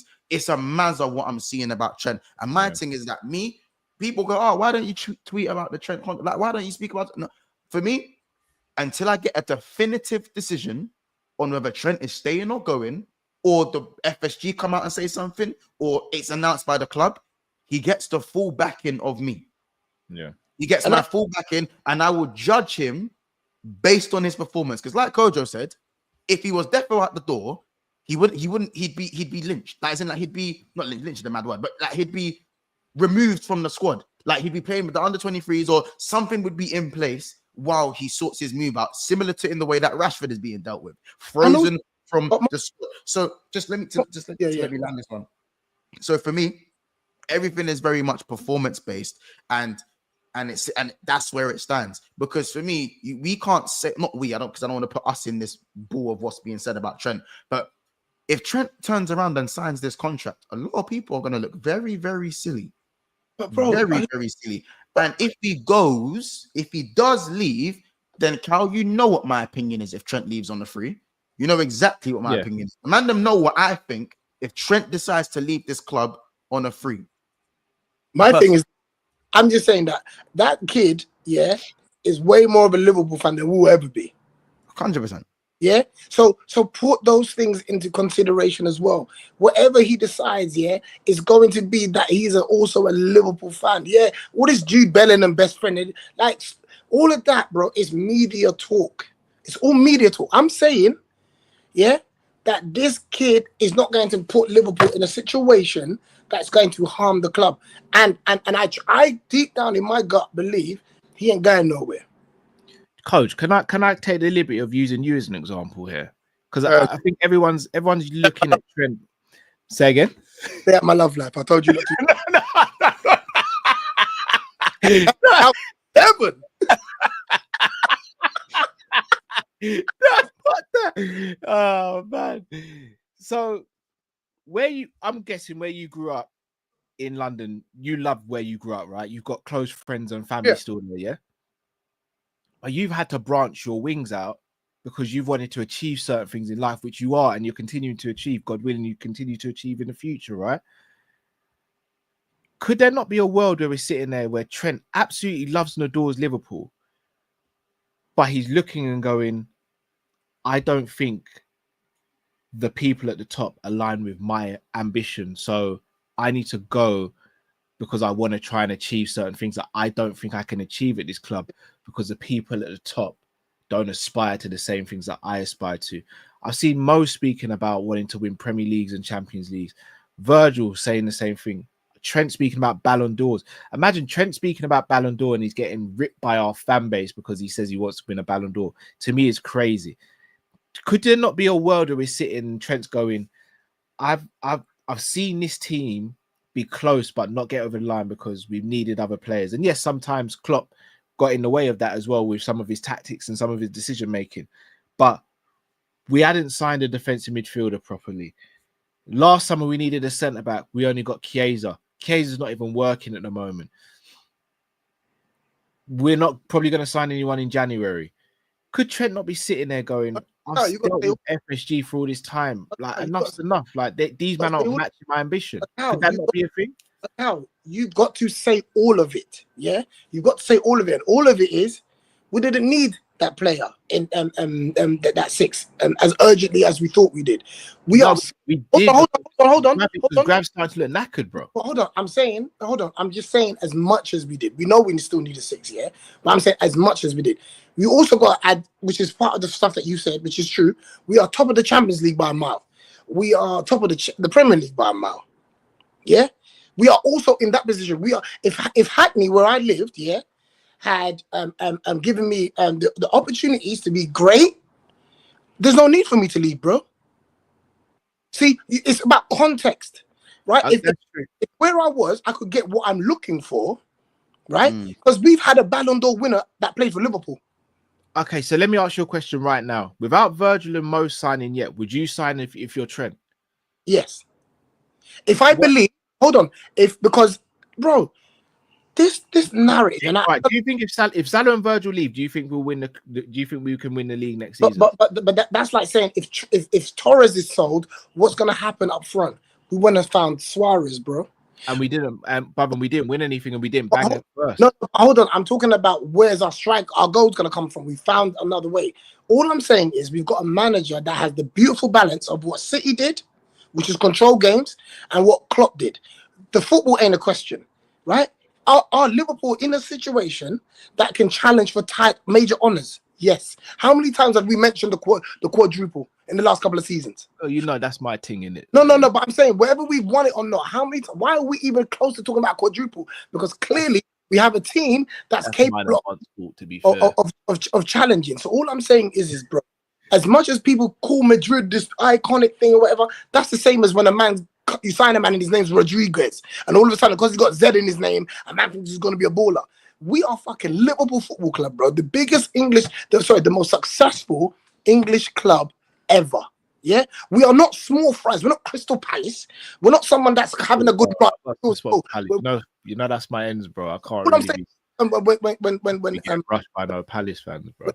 When Trent wanted to play football, his dream was what he is doing now. It weren't to play for Real Madrid. It weren't to play for Barcelona. That's some Brazilian man that come over, spend 3 years at our club, and then go over there. We never step in their way. He's at his dream. He's at his dream. So and also when players have left before, we weren't strong enough to be challenging like we are. So all I'm saying is that if you go, that's fine, but it's not going to be because your club lacks ambition. That's bullshit. You can't aim that at Liverpool. All right, so hear me out on this one. The Torres one, I hear it, but we also got 50 mil for Torres. We're not getting any money for Salah, so that's the first thing. Secondly, we'd be losing Torres if this is the same equivalent, we'd be losing Torres and Gerrard, because if we lose Salah and Virgil, that was our Torres and our Gerrard. This Salah and Virgil is currently our Torres and our Gerrard. So if we lose them two, and I'm Trent and I'm going right, so let me get this straight. We don't spend bare money when we do transfers. We don't usually finish a transfer window with a completed squad. And I've just seen the two best players in our team leave. Bro, that's not ambition for me. I'm worried if I'm Trent. Yes, but you are creating a narrative rather than the narrative that is actually happening, which is... But the current narrative is all three are going on a free. No, the current narrative, is that two of them that we've all said, from what we've heard, want to stay. Let's just say that's the narrative. That's their stance. Yeah, that's the stance, right? So now it's okay. These men are trying to stay. Why would I go? Because he's still not seeing them get what they want, so they're not. But what if they're waiting for me to sign? Then you'd have that conversation, right? So get sorted. Right. So whatever conversations they're having, they're clearly having them. They're not. Come on, they would have ironed this out by now, bro.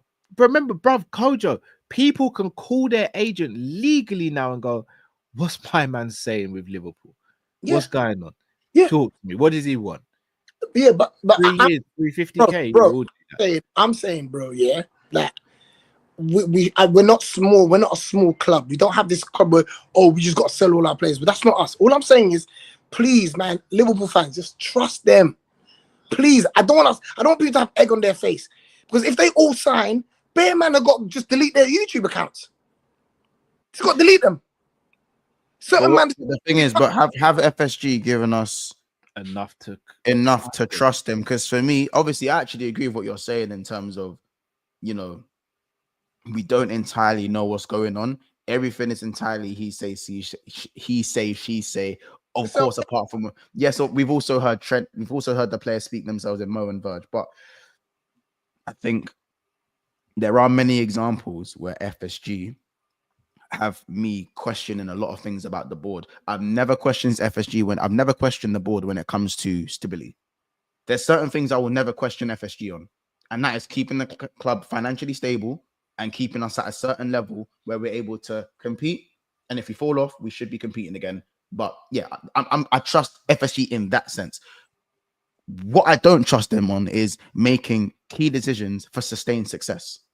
Maybe I think Cal's on the same page with me that one. Yeah, when it comes to sustained success and ruthless mentality to win, I don't think that's at the forefront of FSG's targets. I think if Liverpool were challenging for top 4, I think that would be enough for FSG this season. But you have to remember, opinion. They've done well to get slot in. Again, bro, they've done excellent to get slot in. I've given them but in no world for me do I think it's right for a new manager to come in and for him not to be backed even in the slightest. And even when Klopp was in charge, and I also put blame on Klopp for, again, in certain situations. So the reason why we didn't retain the Premier League, and also the reason why we went around certain things when Sadio Mane and co had left the club before we, got back on before we was going for the quad that first time. So for me, now that Edwards is back, I feel like we do need a little bit of patience because we haven't actually seen the regime in a while with Edwards and Hughes in them, man. And Richard Hughes. You know what I'm saying? And Richard Hughes at the helm. Signings wise, there's already concern. Contract wise, probably needs a bit of patience. But again, they are also dealing with, like Edwards and Hughes, obviously dealing with the previous stuff of that of contracts not being, the contracts not being addressed when they should have. For me, I feel like they're not doing enough in terms of being ruthless, but they're doing enough being stable. Which one are we happy with? I'm not happy. No, my only thing with what you said is that I think they do the bare minimum. No, but I think we sometimes forget what. For me, I want ruthlessness. That's but I'm saying, but I want ruthlessness. But you know what? We kind of forget what cards we got to play with. We ain't got Chelsea's cards. We ain't got Man City's cards. We don't sign players that are already made and we bring over. We build them. That's our model because that's the budget that we're working with. We build them. But as fan bases, should we accept that when our rivals around us? No, but I think you should accept it if that's the rate, that's the owners you have. Otherwise, you're saying, let's just go and get some Saudi money, which, listen, we all love to spend other people's money. But the reality is, clubs are going down. Clubs are financial problems. Clubs are getting 115 fucking cases. They're doing all this shit around us. Chelsea are signing for 10-year deals. Think about what's happening around us. So whilst I wouldn't mind if Trent had a 10-year though. No, hold on. I'm saying it's okay to just sign that, but all I'm saying is that there has to be some credibility in keeping the club sustainable, saying that we're going for specific targets, and if we don't get them, we'll wait till we identify another one. I'm okay with the cards that were being dealt, right? We're trying with the cards that we've been dealt. If we had a lot more money, like all these, and we had the mentality that we have, we'd blow away everybody. The reality is, Sod's law is that we don't have this endless pot of cash. When we do have it, we have to be ruthless, yeah? And for me, we've made good decisions based on the cards we're dealt with. Everybody ain't got the same cards. So when we just turn around and just be like, Coach, yeah, why put up there one seed? Because I didn't want to ask it in it. I just thought you see it. Are you FSG in that? You know what it is? I'm Liverpool, and I'm saying that whilst people say that, I agree, we can't go out there and spend money. Come on, of course, we've all played Chapman, bro. We've all had a squad of 30, 40, 50, 80, 100 million players that can't play. But we just want to spend the bread. But this ain't Chapman. And I'm saying, look at all the stuff that's going on around us. Everyone else ain't happy. So and they're just splashing the cash. Look at Arsenal, 750 M's, bro. 750. Listen, but that's kind of my point, though, Coach. We're not asking for 750 mil M's, sort of 750 mil. We're asking for a portion of that just to take us over that threshold. Yeah, I'm not going to mum and saying I want McDonald's and KFC, but mum, let me have a couple nuggets, please. Yeah, but hold on, bro. We signed. More than a couple nuggets. Chiesa was a couple nuggets, Cal. Fries and some nuggets in it. 4 man last season. You know that. We signed 4 man last season. Yeah, because we let so many go, Coach. Hold on. But there's still a process, bro. There's still a process. And the fact that we ain't signed no one really, why are we not excited that the next pool of things is gonna have some quality players? They tell us there's gonna be a war chest every season, bro. Bro, but we had a war chest 4 players last season. Because no, that was, and then context, bro. Henderson and Fabinho weren't projected to leave the club. That wasn't the plan. They weren't supposed to. They done something about it. Well, yeah, because we have to replace. You can't two senior winners and models that even though they're declining, leave. You have to. Yes, but that's just normal. I'm not gonna praise them for doing No, but what I'm saying is that what we do, we get bored quick as fans. Oh, every summer we got to sign somebody. Every January we got to sign somebody. And I'm saying, when a man comes in with his chest and says to man, I don't need no one. I know what I'm on. And I don't know if he said that. I don't know if he said I don't need no one. bruv, I'm saying to you, yeah, he's come out and you've heard him say, I like the squad that I've got already. I like this. He's come out and said this. You can see videos, bro. You know that he said that. So all I'm saying is, if a man comes out and says that, when he actually signed Raz, that's how vexed Cow is. Every time you get vexed, I think FSG cut his shit, I'll be honest, man. Bro, I'm saying that when a man comes in there, like, it's not like Brendan Rodgers, but you know that he was being, he was the puppet and they were just making him do whatever he wants. A man's come in and said, leave me with these players and I'll show you what I want. So I'm saying, when he's done that, and then still we need certain signings, I'm excited. I'm excited because I know that we've got a manager that gives me the Klopp era, the Klopp aura. When he's cool, I'm cool. When the manager starts to panic, like Poster and whatever his fucking name is, that top. And Poster Coglu. Yeah. When a man like that's moving and started talking out of turn and saying all this reckless stuff, and bro, that man there should gives you no confidence. I've got absolute confidence in our manager, and when he signs someone, it's gonna be some big ballers. That's all I'm saying. So I mean, I don't know about big ballers because we don't know that yet. So bro, we're Liverpool. Let me get to these. Let me get to these super checks. I've left them from like yeah. Go on. Like, guys, sorry I've taken so long. This has been a great intense debate. You know, and you know what I'm saying. It was always gonna be big up. DIB goes, if this light skin crazy bum, if this light skin lazy bum, thinks he can keep getting away with putting in no effort, he's got another thing coming. Fix up. There's a title to be won. I feel like there was a backhand within that super chat to Trent, but yeah. Giovanni says, big up Giovanni for the super chat. Goes, it's the lack of effort. We've all seen it. When was the last time VVD was that heated? He gave him the disappointed look. I agree. Aiden Andrew said, big up for the super chat. He goes, Monts, you're making Trent sound like a when he's kind of on it, kind of done. Well, mentality wise, it is looking like a pick and choose thing. Me and Kyle did point that one out, to be fair. Aiden Andrew says, is Trent 24-25 Robbo with a great pass? No, let's not rewrite what we've seen. let's not rewrite what we've seen, Aiden. Let's not rewrite what the season's been. People love a triamont. You love tech till you turn blind. It's not about just loving tech till I turn blind, as in good footballers are good footballers. And if I love tech till I turn blind, then certain footballers I wouldn't hail anyways. Like, just because I dislike, or I don't want to say dislike, just because I don't fancy players like Szoboszlai and Nunes doesn't mean I just love tech man 24/7 and that's the only thing. I said I'll take Salah over Hazard. Does that sound like something that only a tech man would say? Like, you know what I'm saying? Don't get me wrong. I respect tech more than running and gunning. I ain't gonna lie. I respect technical footballers rather than runner and gunners. Cal loves the trial, but I ain't want to. No, don't do that. Don't do that. I don't do that. Running and a running. Thing to freeze again. Calm down. Yeah. Cal, you don't want it to freeze again. You know what I'm saying? I prefer hybrid players. I prefer players who have a bit of both. Oh yeah, well, that's not. If you're thinking about who I'm thinking about, that ain't the case. That ain't the case. I'm not gonna buy it. It's 2025. It's all right. It's all right. It's all good. It's all right, man. It's okay. It's all right. You know what I'm saying? It's all right, man. It's all right. But talking about FSG, as I said, I think we'll agree to disagree. For me, as I said, I feel like sustainability FSG are fine. For bridging the gap between being great and being good, I don't trust them. That's my thing. As I said, Hughes and Michael Edwards, they got till the summer before I start really looking at man sideways. I give them the credit for bringing in the coach. And I think I did discuss this with Kaz the other day. Like, FSG do have kind of a hand in the bowl to say to the fan base, well, look where you guys are.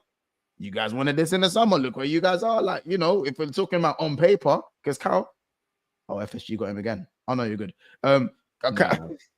Yeah, Cal, you got to blink every 2 seconds, bro. Please. No, I'm trying to, because I'm basically, I don't know when it's going to cut off again. So I'm trying to get StreamYard on my phone so that if it does cut off, then I can just try and jump back in on my phone. Oh, okay. I was saying, like, if we're on paper, FSG right now have a hand over the fans in it. Let's be honest, because we're top of both leagues. We're top of because of how good we're doing and the manager they brought in. Right now, on paper, I remember I highlight on paper for anyone starts going crazy. On paper, FSG are right so far. But that doesn't mean that is what, in my opinion, we should be cool with, because it, like, again, greatness isn't guaranteed. Yes, I'm gonna sit there. Yes, I'm gonna sit there and tell rival fans, fetch you my ale. You're all peasants. You know, here's some bug spray. You know, there's algae. It's nasty down there. It stinks. There's roaches. I'm gonna say this about the rival fans all the time. I'm gonna say all of these things. But in our echo chambers, when it's just us, when it's just us, I ain't gonna lie. I can't sit here and say that I'm all the way cool with what they're doing. I haven't been in a while, and I'm still scarred with the Kabak stuff. I'm still scarred with the Nunes. I'm still scarred with a lot of that stuff in it. You know what I'm saying? Even if Klopp had a hand to play in some of the things. And I feel like we were so close to consistent greatness.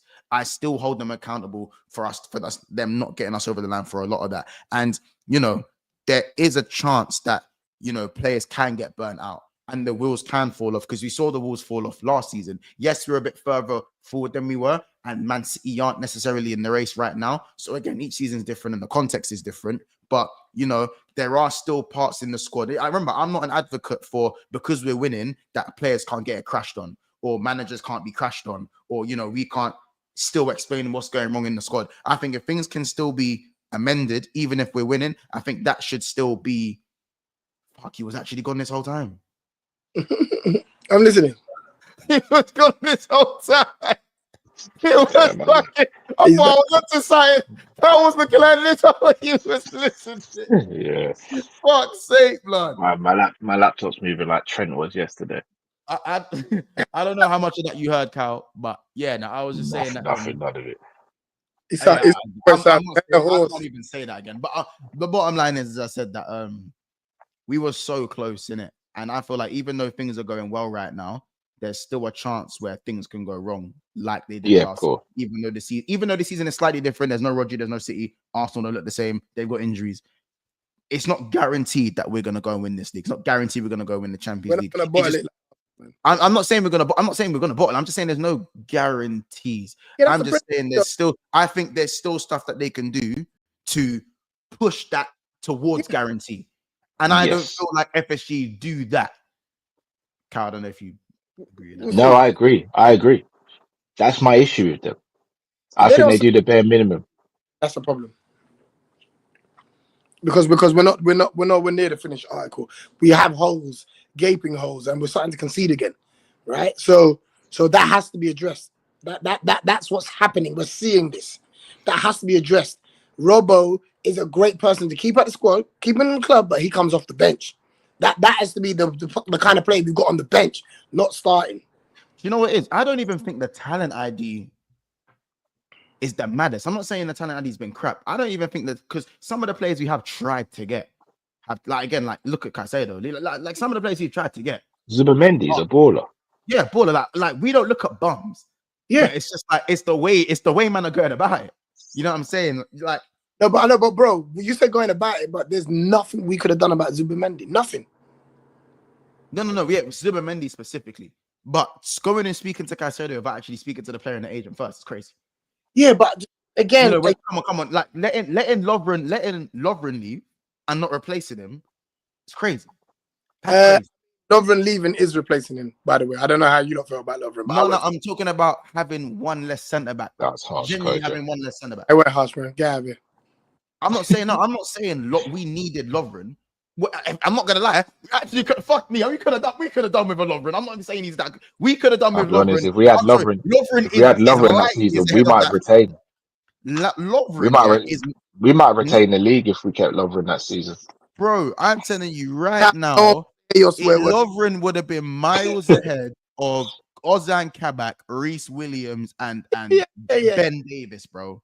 I'm not having that.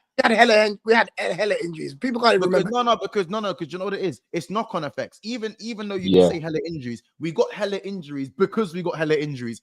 Henderson Yeah. done his hamstring because he was covering at He's centre a back. Senate. Fabinho got injured because he was covering at centre back. If Lovren Yeah. was there, neither of those two would be covering at Would centre be back. covering the Senate. Therefore, Fact. it's not likely that they get those Lovren injuries. got at centre injured back. as well that season. But Lovren Kabak is nasty work. I'm not gonna lie. Lovren Kabak is nasty Oh no, work. but we wouldn't have got Kabak But, though, but, because we would have but had. yeah, but that's my point, Cal. Like it would have been a thing where we would have had the two DMs. It wouldn't have been. Remember, Cal. Remember, man. It Liverpool wasn't fans just got that. injured. We had to play Thiago as a lone six destroyer. Yeah. Remember that? Yeah. Remember Them that? days were Sit back in your dark. Kojo. We had to play Thiago as a. Do you remember this guy was getting yellow cards in the first 5 minutes of every game? Yeah, them days were dark, and I can't lie. The guy, brother, he was. Remember how this guy used to fly into tackles? He was Yeah, drowning I think for about I 3 think months. that's He I was. think that was the And season that's when because me and both God got really DMs close. and that's the boat. Say that again. I think that was the season me and God got really close. I was praying a lot. I was praying a lot. And this is what I mean when I say like, cool. If at least if Lovren was there, maybe Thiago would have stayed in the 8, and Fabinho and Henderson still would have been there. And then how about this? The trauma, and I'm not even gonna call it character building because that was fucking trauma. 6 home losses in a row. I was bro, I was in a bad, bro, closer to God. I was closer to the afterlife, brother. I'm telling you, it was hard. And the man, 6 home losses in a row, man. Football blood. We're not deep in that. I think we just erased it from our memories because there was no crowd in the stadium. I ain't gonna lie. Yeah. No one's Burnley, Fulham, Everton, them man there. No one saw that. Let's get back to the super chats, please. I appreciate. Yeah, what are we doing here, months, bro? I know it's therapy, bro. I mean to bring that back up, but I'm just saying, and I mean to bring that back up. I mean it. I mean it. Bit Kojo, if I was Henry.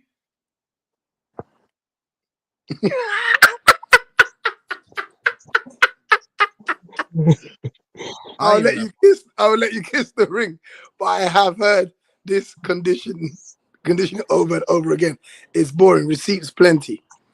Listen, mate. All I'm saying is, bro, yeah, I'm not gonna have egg on my face. Yeah, they know what they're doing in it.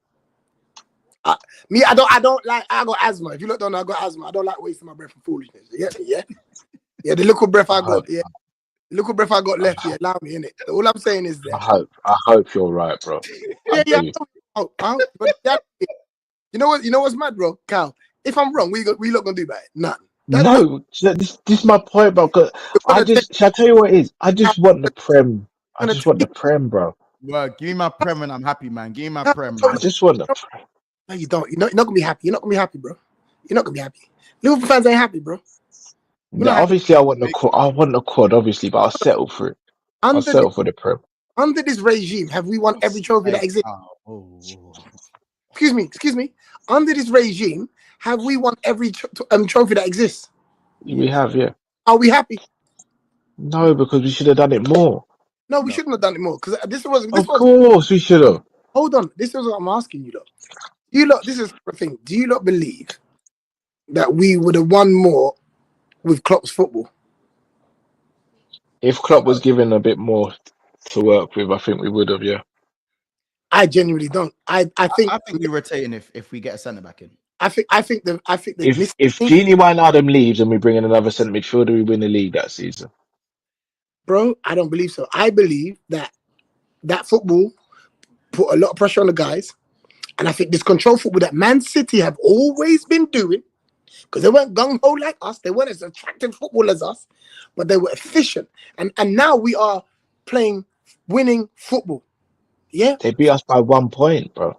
So if we had bought a centre midfield, remember we lost Genie Wijnaldum and Shaqiri, and he told Elliot, "You're the replacement for both of them brothers. Make it work, big man." Coincidence. Cal, is it a coincidence? We lost the league twice by 1 point. Yeah, both seasons we went into the season short on players. When did we go short on players? Short on players where? But the season where we finished a point behind them in the quad chasing season, we lost Genie Wijnaldum and we didn't bring in a midfielder. Wait, but who was there though? Who was in our team? Ox and Nabi and them, man. Do you remember them? Cal couldn't even swim. He couldn't even bring himself to say the name. Ah, Do you remember them, Kojo? Do you remember them, brothers? man. He wants nothing to do with that. Have you forgotten about that, bro? Well, hold on. Wait, was this like when they were injured, or were they fully functional? When were they not injured, bro? When were they fully functioning? Oh When no, was the last time Ox was? I love Ox. When was the last time he was fully functioning, no, coach? wasn't Ox there when Wijnaldum was there? They were there at the same time, right? Yeah, and then Wijnaldum left after we didn't feel after the pandemic season where we had a bag of injuries. The season after that summer, all we did was bought Kanate, and all we did was upgrade and do bare contract extensions because we didn't sign anyone else. And we You, said, Harvey Elliott, you're now Shaqiri's replacement, and you're Elliott's replacement. So and Wijnaldum's replacement. Then Elliott got injured against Leeds, and we lost Elliott for a little bit. remember, yeah. Bro, we needed one centre midfielder, and we would have won the blood clot quad, bro. You know the year we And I'd won. have been shameless. You know the year we won the league, yeah. Do you know how many signings Liverpool made? We bought two players and one in on a free. Who were they? Who were they? Set Van der. And Adrian Elliott. Bro. Adrian and Hold on. Harvey Elliott. Are you trying to get me to turn to alcohol, bro? Is this what we're trying to do here? Hold on. Stop telling me about man that didn't play. Yeah. How many players did we sign that played in our team? Forgot set Van Are you der. talking about No. going into the season we won the league or when we won the league? Going into the season, we won the league. No one. It was Harvey Elliott. We signed one man. It was and I think Adrian. Yeah. We signed one man. That's what we signed. We signed one player who won and won the league. When the manager trusts the players he's got, you got to trust him. The reality is, we know this season we need a few reinforcements because we've not really spent in a while. We need a few reinforcements. Yeah. All of this future planning and all that's long. I'm not interested in signing a man that's going to play into 2030. Yeah. I'm talking about this season. We need a left back. We need another centre mid, M6. And we need a blood clot striker. That's it. I'm cool with that. I don't need nothing else. I don't need nothing else. We'll see. Big up Jam Rocky goes, does Lovren and Kanate under Jurgen Klopp win the title in 2021? Yes. Nah, no.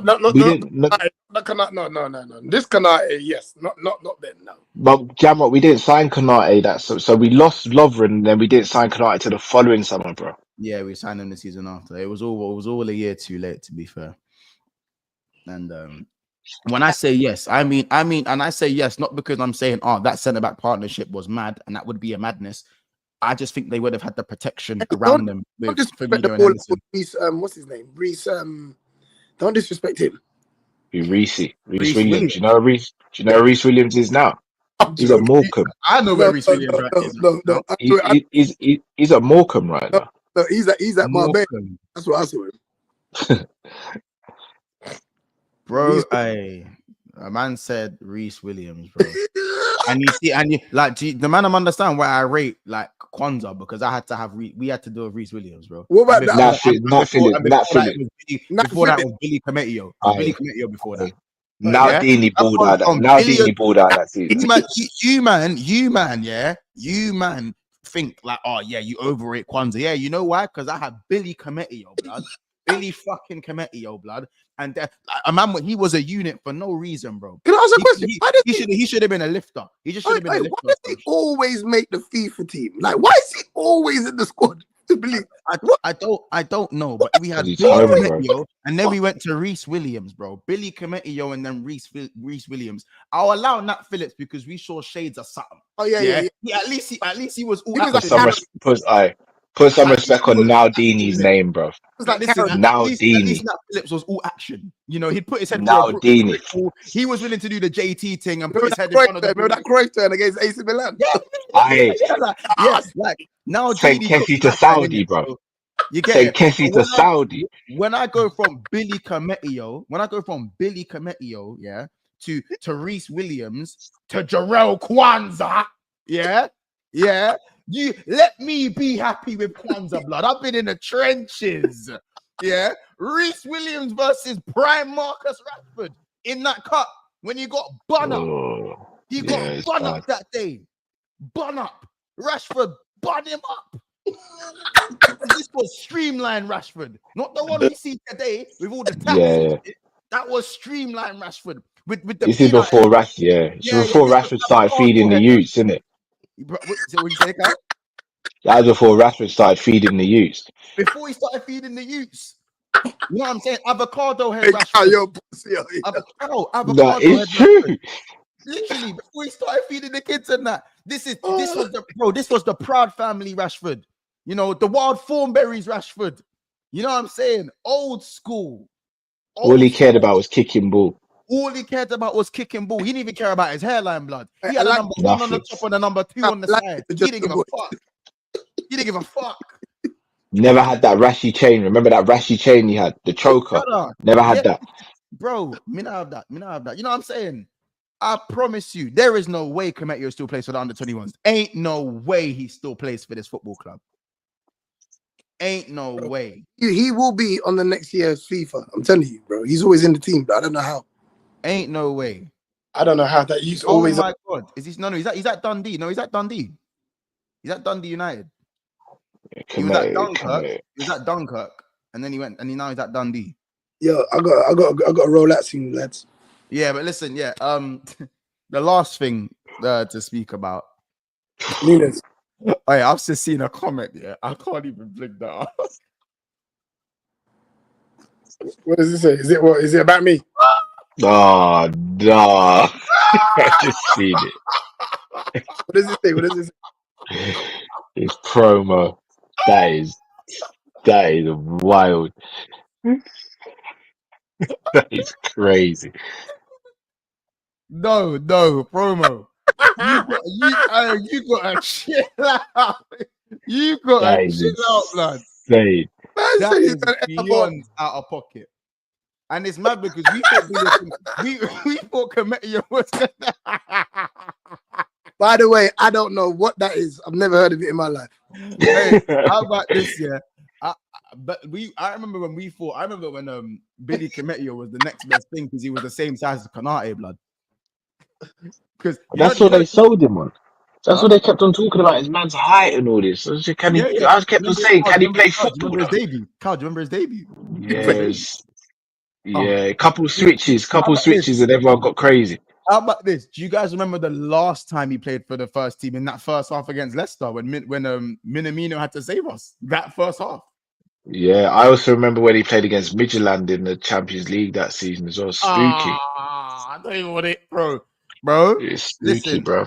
At least when Flanagan had a shit debut, he went on he actually showed some promise in the 13-14 in it because Flanagan had a hard Wait, start. hold on. Wait, that's the No, season. Flanagan's debut was good. His very first game was against Man City The at one where home. he done the back pass, where he done the mad back pass. Hold on. Wait, Oh, that was against Blackburn. are we talking about Roberto Flanagan, Tottenham Hotspurs? Is that what we're talking about? Roberto Flanagan? Yeah. Are you not mad? That goal deserves a rope. That was a finish. bro, crossbar and in, bro. That was That was a disgusting. finish. Isn't that when Suarez? That's when Suarez did the nasty dink? When Suarez did the nasty half volley dink. Like, yeah. Big up Jared with the super chat. He goes, I hear people saying if we kept Lovren and signed Kanate in Jan 21, Kanate, who could not stay fit indefinitely, clock playing games, and Bozo Gene Lovren, come on. So he disagrees with No, so this is where I agree with Jamrock. We couldn't have signed Kanate because Kanate had just come back off a long-term injury. We weren't going to get him in January because we got drawn against Red Bull in the Champions League, so we were never going to get him.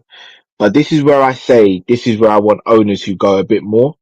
We could have got a Botman in January, and then you go and get Kanate in the summer, and then that shores up your defense for a long, long time. Sorry, Carl, say that again. Someone said something so mad in it. Just say that last bit again.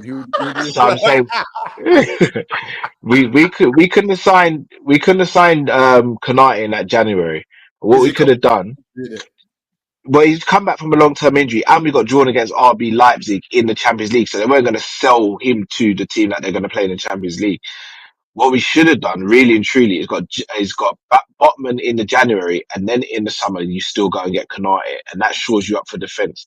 because then that No, gives you he was the Canate, Virgil, he was the and other one Bot. we were linked with. Was it Coletta car? He was the other one. Collect, He was the yeah, one we were talking about. Enterprise collector car.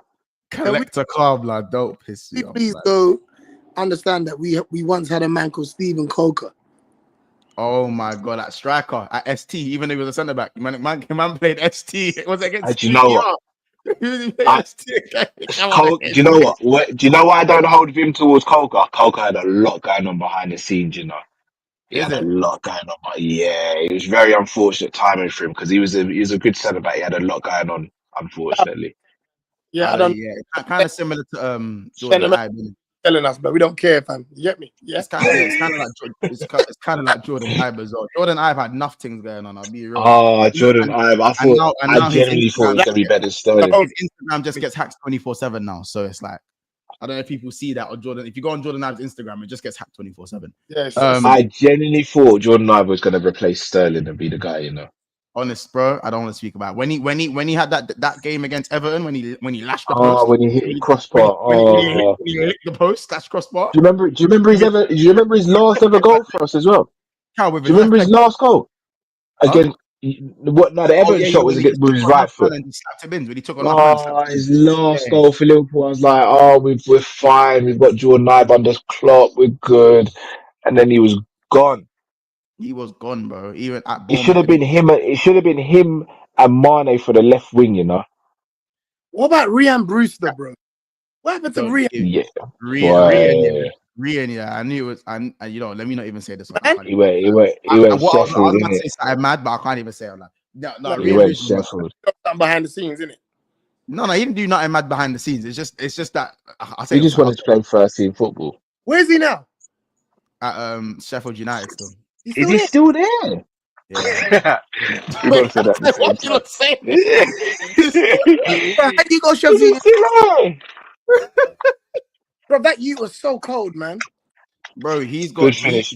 he's scored, bro. He has scored, yeah. Oh, this is mad, bro. This is crazy. Yeah, he's not. He's not done well. He scored 4 goals in 5 years. No, he hasn't. Behave yourself, Oh, hold Mons. on. He's been injured a lot as well, though. He was hella injured. So it's not. He scored It was 4 goals in 5 years. In like league campaigns. how many games? If we're talking all comps, he scored 5 goals in 5 years. How many games has he? Oh no! How many games has he played? I'll tally it He's up now. scoring Let 1 goal a tally it up. year. Let me tally up. Let me tally up. Nah, boys, he scored 1 goal per calendar year since he's left. Let me tally it up. I don't. So since I'm talking, No. after his Swansea, you know the Swansea loan that he had, that was Yeah, really good. we're talking about when he left Liverpool. The Swansea loan was before he left Liverpool. He went Yeah, back. he went Swansea on loan. So after the Swansea loan, he played 20. He had 27 appearances for Sheffield United, 0 goals. In 20 and gosh. it's mad. In 21-22, when Sheffield United got relegated, he had 14 appearances and 3 goals. Oh, In 22-23, he had 16 appearances and 1 goal. In 20 and then they got promoted, and then he had 13 appearances and 0 goals. And then in 24-25, this season, he's had 20 appearances and 1 goal. He scored 5 goals in 5 years. Starting for them because I never see him starting. That stinks. I don't know how many of them are starts in it, but he's got like I'm seeing 24-25, 1 goal, 1 assist, 3 goals, no assists. And then before that, 0 in 2024, 0 and 0. When he's the main man, he scores goals, bro. Yeah, he's never been the main man at Sheffield United for whatever reason, bro. You can't make him the main man if he ain't scoring goals, bro. Bro, I'll be real. 5 goals in 5 years is diabolical, though. That's the defender stats, bro. Bro, Sheffield United, come on. Told you, that's what I expect from my centre back. I'm sorry. The worst thing is, I like Ryan Brewster when he done the Mbappe celebration, when he scored the over the head volley for the youth team for Liverpool. I thought we had sight. Yeah, I thought, this guy's going to the top, blood. This guy's going to. Bro, he's got a Champions League medal. Yeah. He done the shameless thing. He done the shameless thing with these. Remember, he's getting this chin with the medal on and that. But you have to remember, they separated him from everyone else. He was the star boy. He was star boy. He was the original star boy. Still. Yeah, but also he had bare man in front of him that he weren't gonna start. No. The original star boy. No. His Swansea loan before that, 6 years ago. That Swansea loan was cold. 22 games, 11 goals. That Swansea The loan. Was original star boy was Danny Pacheco. That was the original star. Gosh, man. Who? The Spanish sheep. Danny. Yeah, that was the original star. What about Pedro Chirivella? I don't know about him. Chirivella was. Suso was the other one.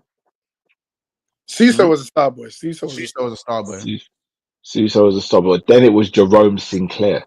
Oh, Jerome Sinclair with the mini throw. Yeah. the beige Daniel Sturridge. Yeah. Then it was Rhian Brewster. They had a couple. No, Harry. No, it wasn't. No, it was Ben Woodburn. No.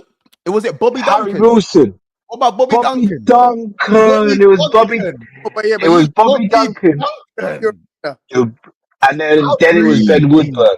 How greedy! Oh my gosh, Ben Woodburn. How about this? Ryan Kent. How greedy! I don't think Ryan was a star boy. Ryan Kent actually he was balling out Rangers, by the way. Yeah, Rangers. Yeah. Harry Wilson was the next star boy. You know what? I was mad when we sold him. But you know why I said So was I. He was a dead ball specialist, blood. Well, not just that. He could have given Salah some. It'd have been he scored the mad screamer in preseason. Yeah. Remember the mad screamer he scored in preseason the year we won the Champions League. It was in that kit. It was before that season. He's got sweet. He got sweet left. At Fenerbahce. He moved. I didn't know he moved from Rangers. He's at Fenerbahce now. Oh, big up to Ryan, man. Yeah. He's played. Has he played a lot of games? He's played 8 games this year. He might be injured. Played 8 games, but against Rangers, he was cooking for Rangers, bro. He's cooking. Yeah, he was. He won a league title with them, if I'm not mistaken. Few times. Just quickly, lads. Last little thing. Obviously, Mo Salah and Jamie Carragher had a little bit of an exchange. I'm pretty sure we all saw it. Mm-hmm. Obviously, Mo Salah hit Carragher with the. Why are you so obsessed with me? Like, yeah, it's a bit mad. You know what? Mariah Carey too. I feel like he did the Mariah Carey. He did the Mariah Carey. Oh my gosh, Ajaria, don't kill me. They Ovia Ajaria. That was my guy. Who's the other centre mid? The light skin one. The light skin centre mid. Oh my days. Who for Liverpool? Whole City. I'm from Whole City. Or he went to Hull. Kevin Stewart. He used to go to the same power league as me. He does the fitness life lessons thing now, innit? But huh? Yeah, Kevin Stewart looked like he was gonna be a good for us. Bro, we literally swapped him for rubber. Huh? We literally swapped him for rubber. Yeah, bro. Kevin Stewart, he used to go to the same power league as me, and the way he used to just glide on the ball was a mazza, bro. It's a mazza. I used to see this guy in person, bro. I heard he's cold. I heard he was cold. All these professionals are, bro. I watched Ray Routley play, and I thought I was watching Lionel Messi. Bro, he kickballed my power league, Kojo. This guy was cracked. But it's because he's a pro baller. So to me, I'm just like this. This guy's too cold blood. But yeah, like and the worst thing is he wasn't even agile. He weren't fast. He didn't even look strong. He just knows how to play the game. Yeah, you know the man that just mad, like everything he's doing, it's just mad. It's with a purpose. It's with a purpose, and I know what you're gonna do before you know what you're gonna do. Carragher though, back to Carragher, bro. I think they're just losing respect for him. They probably go on YouTube and realize that, bro, your highlight reel's dead. Bro, how can man say why you so obsessed with me? And he winked. Yeah. Salah put the wink emoji on a flamboyant thing. Carragher's annoying. I've never liked this brother. What do you think, But what do you think in terms of Salah? That like, what do you think in terms of Salah responding and that? Like, why are you so? I think it's about time. It's about time. Carragher's been speaking a lot about him. Innit? Sometimes you gotta pop out and show. But they're saying Salah's message was cryptic. His post was cryptic because the post is him. Yeah, with Trent and Trent. I don't really think that's cryptic, man. I don't think he's gonna. I don't think. Oh, it's definitely Salah's one of them uncles. No, I think Salah's one of them uncles who makes his post and I think, personally, that Salah sends broadcasts on WhatsApp about the world ending and stuff. He does the auntie thing. We all don't be so naive, bro. Don't be so naive. You think Salah's running his Instagram? You think Salah's running his Instagram? What, Kojo? You ain't had the broadcast on WhatsApp saying that the FBI are gonna shut off all iPhones in 3 days if you don't pass this message.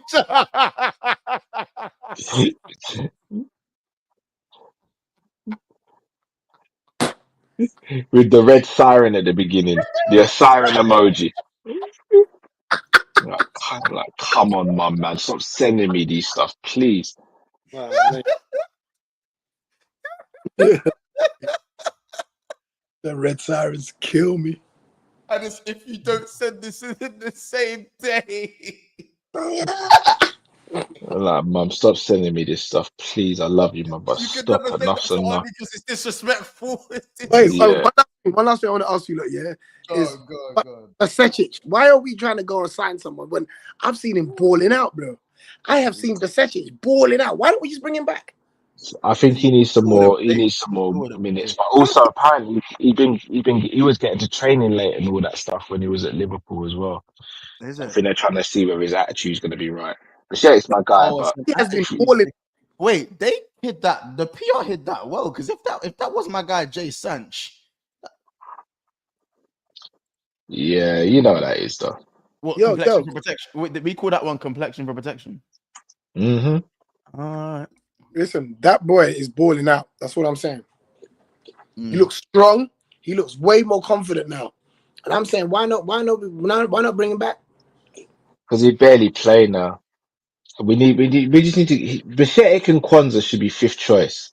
We shouldn't be relying on them like that. It should be fifth choice. A year or two time, then we determine whether they're good enough or not. If they're not, then you promote someone else from the youth in their position. Keep my name out your mother. Love it. Now. You lot, we're gonna end it there. I forgot to say that we're actually 5 subscribers away from 14,200. There's still just under 300 in here. There was not nearly 400 in here at one point. So, guys, there was nearly 350 at one point. So guys, please make sure if you haven't subscribed already to get us to 14,200. Coach Joe, thank you so much for jumping on. I know it's been 3 weeks since we actually had this chat, so I feel like we had to. Yeah, I've missed this. Yeah, I needed this, and I needed this. We didn't actually speak about the game. I was just kidding. We barely spoke about the game today. I ain't gonna lie. Yeah. I didn't want to speak about the game. Neither did I. What was said didn't really need to be said. You know what I'm saying? And if anyone saw that grab turn, that little instep flip flap that he did. Yeah. You can't keep on roughing up Manu like this, man. It's wrong. Yeah. Bro, the Twitter, the timeline's trying to act like Manu bossed these man about. It was never that, bro. But no, it wasn't. Just Manu quickly, had a good game, but Grab was guys, just quickly, obviously, Tottenham away, Nottingham Forest away, Brentford away. Wednesday. It's a massive 10 We're getting days through that round, man. Yeah. We're getting through, bro. The second leg. I'm not even talking about the Tottenham because there's 2 legs in it. I'm just saying those are the next 3 matches that we have in it. I think it's a big 10 Forest. Wait, Forest. Yeah, I can stand in there. Spurs, yeah, I could. But Cal, all right, cool. Let me not disrespect them. Well, hold on, months. Did Forest win today? Yeah, they did. They won today still, yeah. So they're well, rah. So wait, how about this? Another clean sheet. Are they same points as Arsenal? Yeah. Same games played. Arsenal need to. It's crazy. Yeah. How about this? 7 wins in a row, I believe it is. We're gonna beat them, man. Don't worry about that. They caught us at the wrong time. I'm not gonna lie. I'm literally just looking at their form table, bro. I'm just seeing green W's. Yeah, what's the same with us, bro? Come on, man. So since their Arsenal loss, they've won 1, 2, 3, 4, 5, 6, 7. They're on 8 straight wins, you know. Mm-hmm. Oh wow. Because everyone's waiting for it to fall off, but it might not fall off. Bro, it's oh wait, is it in the Prem? I think it might be no. So in the Prem is 7 straight wins. No, it's 1, 2, 3, 4, 5, 6. No, bro, it's 8 straight wins in the Prem. Have they beaten any top sides? Have they beaten any top sides? Yeah, they beat Tottenham. They beat Villa. No, they lost to City. They lost to City 3-0. Yeah, that's what I'm saying, man. Stop this, man. Come on, man. No, in fact, I'm wrong. They lost to City 3-0. It's 6 wins in a row. It's 6. But they've won 8 in their last 7, innit? Yeah, I'm even mad. They won 7 in their last 8. I was gonna say 8 in their last 7. What? I meant 7 in their last 8. I just don't want to start to really kick in, bro. Hey, listen. What starts slowing? They got 8 in their last 7, man. Put the fries down, man. They've won 7 in their last 8, innit? They beat Brentford. They got 8 in their last 7, man. They got 8 in their Man, last you 7, you man. was smoking on a cigar shisha pen.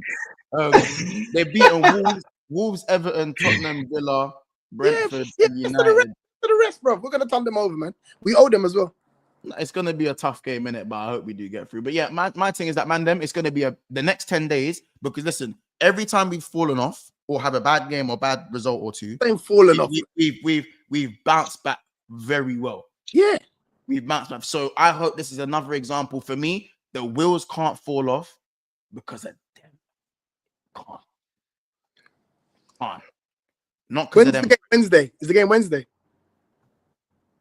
Yeah, Wednesday. Yeah, Yeah. 10 p.m. I'll be doing my watch along. Yeah, Wednesday. Wednesday, and then Forest when? Saturday or Accrington? No, Accrington on the weekend. Accrington on Forest will be on Saturday. Tuesday. Forest is the midweek fixture. And then who's after Forest? Brentford away on the weekend. Brentford away.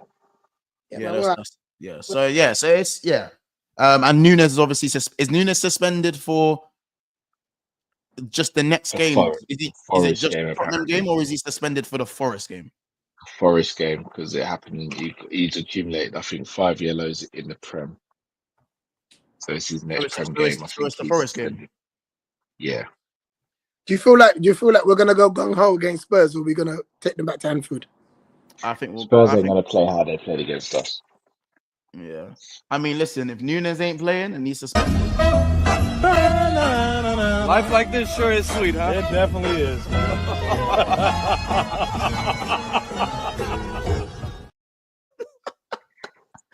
Oh man, I cracked a smile when you got that yellow card. I cracked a smile. I ain't gonna lie. Listen, you lot, we're gonna leave it there. Smash the like button, subscribe to the channel.